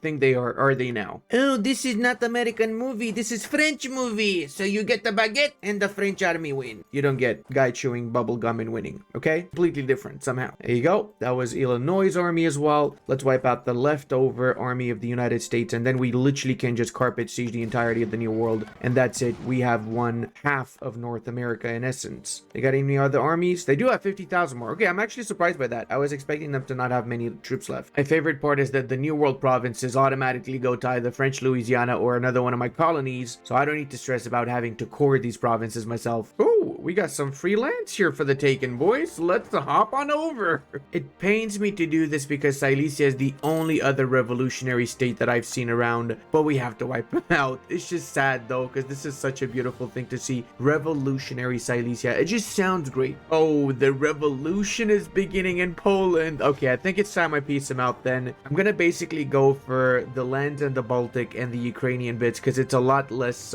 development, so it's actually cheaper to get all of these provinces. There you go. We finished Zagreb, Eastern Ver. Now let's concentrate all that we can because this is a lot to core up. 450 overextension. You know, I could technically just create a client state. That would help me a lot because I do have like 60% integration speed, so I could integrate very, very fast. Screw it, man. I'm gonna do that. So that means I'm gonna also pretty much fully annex most of Scandinavia here too. That means they're left with one province, Gotland. Instead of Sweden, they can rename themselves to Gotland now. But that does mean we have 830 overextension. Whew! We do have to create a couple of client states. Oh man, if I was to form Rome, this would make it so much easier. Seriously. Why am I doing this to myself? I feel like I'm not going to be able to... Well, I know now that I'm not going to be able to do a one culture run in this particular save because I forgot to enforce culture on La Baguette and they're English or something like that. So yeah, it's Jover for that bit, but at least we can do the world conquest, right? All right, we're going to officially create Eastern France. Eastern France is going to have a completely random flag that I'm okay with, such as this one. This actually looks pretty cool, and the map color is going to be a little bit different. We're going to go with something similar to our color. There you go. That works for me.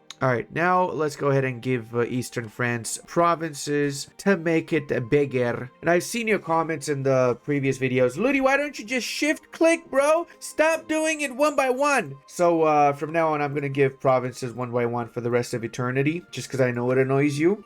Evil. I'm gonna keep this in the edit too, so you cringe as you're watching me do this. The Dallas Kogan mine is also huge for us now because it lowers the artillery cost by 20%, and we've got like 600,000 artillery, so that's a lot of money we're saving up. Not like we need it, but still we're saving up on it. I always forget this monument in Slovakia exists. And it's actually a good monument to it, especially if you're playing like, say, Austria or someone. Plus, the Hedelstarf Church also gives an extra missionary, so that's always good to have. In the north, I'm going to create a France that's a little bit more original. It's going to be northern France. Yeah, a lot more original, right? I knew it. Yep, I knew it. I knew you'd agree with me. Now, Russian France is gonna have the classic all-white French flag to keep in tune with their heritage, of course. Now that the New World colonies actually have stabilized and they've got a lot of development and income, they actually have decent armies too, so I can actually rely on them for wars in the New World now. To help out with that, of course, I'm gonna send them even more money too. To put things into perspective, this is the amount of rebels I have to deal with in between these massive expansion sprees that I get, so don't tell me I don't get rebels. I probably have 2.5 million rebels right now in my country, okay? They're everywhere. They're literally everywhere. I stand corrected. It's 3 million rebels. French peasant rebels alone, there's 3 million of them. Did I say I'm gonna make a world conquest? Because I mean, I'm so freaking tired of wiping these rebels out. It's not difficult, but it's just annoying as shit, man. Holy fracking hell, man. And now what are you saying? Ludi, you could have done this a lot easier if you just pushed for the world conquest earlier on. I know, I just didn't really know if I'm gonna do a world conquest or not. So I accepted the demands of the French peasants because it just increased my autonomy by 20%, which is fine because I can instantly lower it again. And since we're dealing with all the other rebels, we don't need to worry about anybody popping up after because they already have popped up. All the rebels have freaking popped up and their mamas. This is pretty acceptable in my opinion because we literally did not have to fight an extra 3 million rebels, bro. Alright, the situation is a lot better. We've cleaned up most of the rebels. However, you guys remember how I had this one province here that I couldn't get to because the Japanese wouldn't give me military access, but I got to the rest of this? Well, the rebels enforced in this province, and somehow the same rebels that enforced in just one province managed to liberate the rest of Russia, which I had freaking cores on that I lost now. Why did I lose all of these lands which had 0 rebels because of a freaking 3 development province I couldn't get to? Holy mother, now I have to conquer this back again. Oh my god, my brain is exploding right now. We're gonna celebrate us not having a trillion overextension anymore by attacking the Lithuanians, and as such also being in another war with the Poles, albeit not co-belligerated, so we're not gonna be able to take too much from them in this war at least. After a really long ass time, we did finally convert 50 provinces in Germany to our culture, so now we can get the minus 5% all power cost, meaning converting provinces to our culture again is gonna be 5% cheaper now, alongside a lot of other things, including coring up provinces is also 5% cheaper. As you can see, the cultural hegemon over there. Do take note, we do have a lot of corruption. My slider has been at maximum the whole freaking campaign, okay? I just keep getting a lot of corruption, first off from being overextended, but more importantly, I keep getting a lot of freaking corruption events, man. I don't know what's up with this game. I'm getting so many corruption events, it's insane, bro, and they stack up. Also, I know some of you will appreciate this. We're close to getting 2 million soldiers in the field, boys. I also kind of forgot to get more ships. Don't need them, but if I can get them, why not? End of the day, more ships means I filter out more trade from India. Now, of course, we're going to be attacking again the Russians and annexing them and coring them up again. As for Lithuania, of course, we're going to do a classic Folius annexationist. I'm only going to make line states when I'm like about 600-700 overextension. 500 is actually doable because we got 150 heavies. We can also get an extra flagship, and ships can repair when in coastal sea zones. So we're basically going to make another trade power per ship and fleet type of flagship here with the fleet movement speed as well and privateer efficiency. We're back down to 58 overextension, literally nothing, so it's time to annex Russia. Now, I'm not going to make the same mistake I made last time. I am not going to annex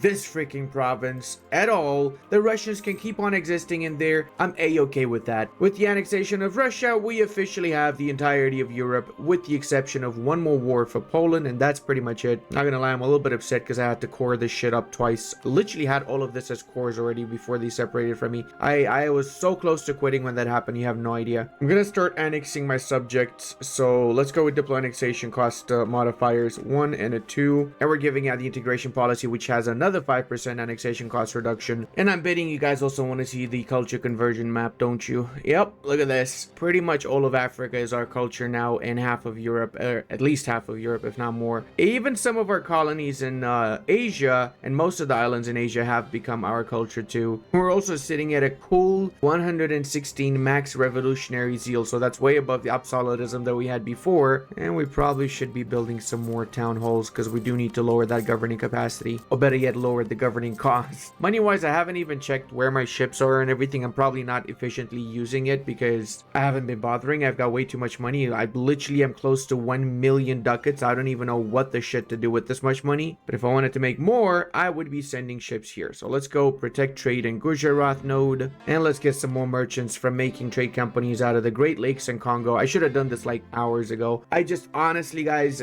what's the point? When you have so much money, why do you need to min-max so much, right? Oh, we got 2 extra merchants. What am I gonna do with them? Make more money for what? I'm not even using the one I have. Damn it. I hate doing these kind of world conquests. They get so just tedious, bro. Okay, again, overextension pretty damn low, so we can go ahead and annex Kazan, getting us even closer to Asia. Oh, actually, we're below 100 overextension. Holy schnitzel. Most are gonna integrate both Eastern France and Northern France at the same time too. It should take only 2 years because of our insane stats. Whilst that's happening, we're gonna push into Bukhara next, and Nogai. Gonna bring a few more units from the Western Front. We don't really need that many to deal with Poland. They got literally no army left right now. 200,000 is pickles, basically. Oh man, again, this one. If we were to switch over to Rome and have Roman culture, we could even use the Russian monuments too. Bro, this is crazy. We literally could use all the monuments in Europe if we were to form a Roman Empire. Oh man, I'm really thinking about pressing this button. You have no idea how close I am to pressing this right now. Like, if I was to form the Roman Empire 50 years ago, I'd probably have finished the game by now. I'm not even exaggerating. Because of the massive bonuses they get, it literally would have been finished by now. Far from finished even. I guess I should be thanking the Timurids for releasing Perm. That's literally just free land right now. Heck, they even released Sibir, so if we take in this war a dash all the way towards Sibir, then we can grab even more free lands afterwards. Holy schnack. Brother, I was gonna snake my way to meet up with my lands in East Asia, and Chagatai just went, nope, that's mine. Guess we're gonna have to make do with this in that case. It's a little bit tricky getting these provinces that are separated like that, but we'll be fine because we're gonna attack Japan right after this, or even Chagatai. We're gonna attack actually both of them. And I just realized that I don't need to be bordering these guys to take their stuff, so let's attack them right now. There we go. Now it's a little bit better under the right owner's hands, right? I mean, clearly this was always French all along, just like the rest of the world is. If I'm gonna fully annex them, I have to keep on going and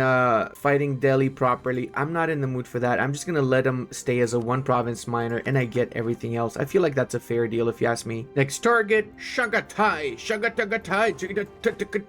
Chagatai. Is that too cringe? That might be a little bit too cringe. Another really good monument, guys, is the Kazan Kremlin. This one gives autonomy change reduction, as well as it makes upgrading projects a little bit faster. So basically you spend less money for upgrading projects, and you also get garrison army damage plus 100. So your garrison, if you sally out with them, you're going to be inflicting some actual damage on the enemy. We would look so much better without this little Poland staining the beautiful blue of Europe, wouldn't we? To put things into perspective, this is how much land we can take from Chagatai for just 20% of the war score. We can literally fully annex them in one war, which is just ridiculous. That's like basically 25% of Asia alone. You also just appreciate the fact that I'm consistently getting absolutely dogshit heirs one after the other, like consistently. Same story as we did with Bukhara. Instead of having to fight this for another few months, I'm just gonna leave him as a one province minor, and hopefully with a little bit of luck, somebody else is gonna take pity on them and is gonna completely wipe them out afterwards. There you go. We got basically 20% of Asia in a single war, which is crazy to think about. We're actually going to position these units here because we will be continuing our expansion into China since we're here already. But I am going to make a tributary since we don't have any subjects anymore. We can make one in, I don't know which province has higher development here. Luoyang. Luoyang is going to be renamed to, you guessed it, Chinese France. There we go. And Chinese France is going to have an awesome flag that's totally not just me clicking random until I find an actually decent one. Totally not, guys. Most important though, the color has to match the owner, as everybody is aware. I mean, it is pretty much GG's for this run, guys, because I am able to annex all the Asian nations in one war. That is crazy, bro. 65 admin efficiency is honestly insane. Like, it really is insane. Add to that the policy so we can get even more if we need to by getting the war score versus other religions, which we haven't even used because we didn't need yet. Truce is done with Poland too, so that's going to be the end for them. Or not. Apparently the Poles still managed to keep 2 provinces after this. Damn.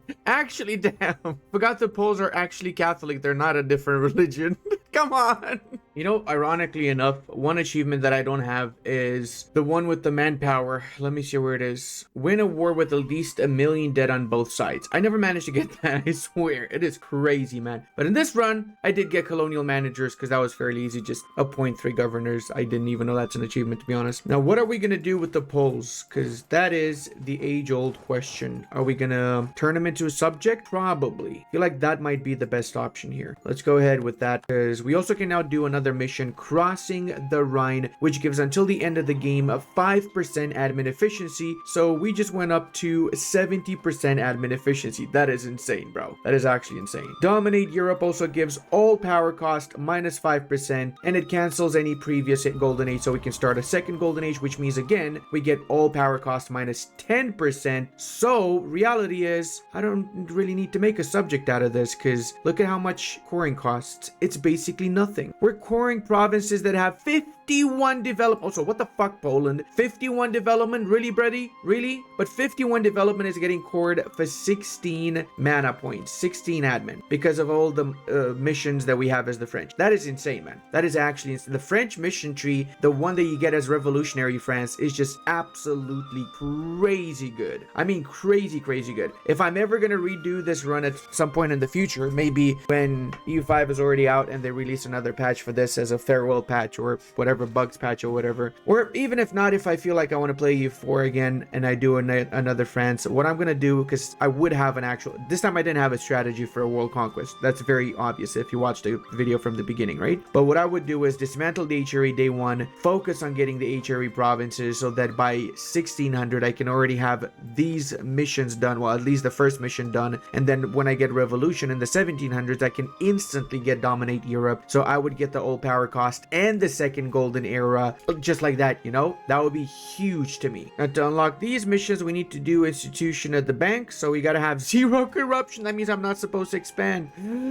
Ooh, okay. Alright, no problem, we can do that. And we also need to lower our inflation by spending a little bit of admin. Oof, that's also going to be painful. Now we can also get 2 more merchants from the Krakow Cloth Hall, which is huge as well. So cheap to get 2 merchants from this. Super worth it. Whenever you're playing as someone close to Poland or as Poland, make sure to upgrade this when you take the province from them. So I'm firing this up basically before we do the little stream we got here, and we've got 22,000 development almost. It is absolutely brutal the amount of dev we have. They've been developing like crazy, man. Now we have reached the point where quite literally money doesn't matter, so I'm not even bothering with building anything. Same with manpower. I've got more than I will ever need, and I've got 3 wars left to do. One against Delhi, Malwa, Bahmanis, one against Vijayanagar and OPM, and the third one against Japan, with Australia to be annexed in this particular war, a single war to rule them all. We've got so much admin efficiency now that it's not even any sort of a challenge anymore. I also love the fact that Russia is now a subject of Japan. I don't even know when that happened, but that's just funny to see. We're also about to fully annex Gurkhani, full annexation of Gurkhani in a single war. This is crazy, man. Like, at this point in the campaign, it's not even a question of whether together, you can annex all of these nations in one war. It's a question of not getting bored doing so. If you guys want to check my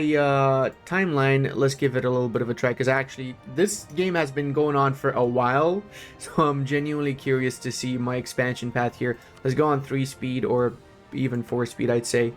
I would imagine that if I didn't initially take it as slow as I did, because I did take it pretty freaking slow, that we would have had what we have right now significantly faster. I was basically role-playing getting Roman Empire borders up until the 1600s. I didn't even think about doing a world conquest until way later down the line, which is why my ideas didn't really match up with what you wouldn't have in the case of a world conquest, and also why I didn't really go into the New World until quite late as well. There we go. Oh man, this is actually freaking insane. The African expansion was my favorite part. Like, Africa was so easy, it's crazy. I had like 3 major wars, and that was basically it. Couple against Kilwa, against Portugal, 1 against Congo, and nothing else afterwards. Oh, and Russia, surprisingly, was the easiest of them all, because by that point I had so much admin efficiency that it just wasn't a challenge anymore.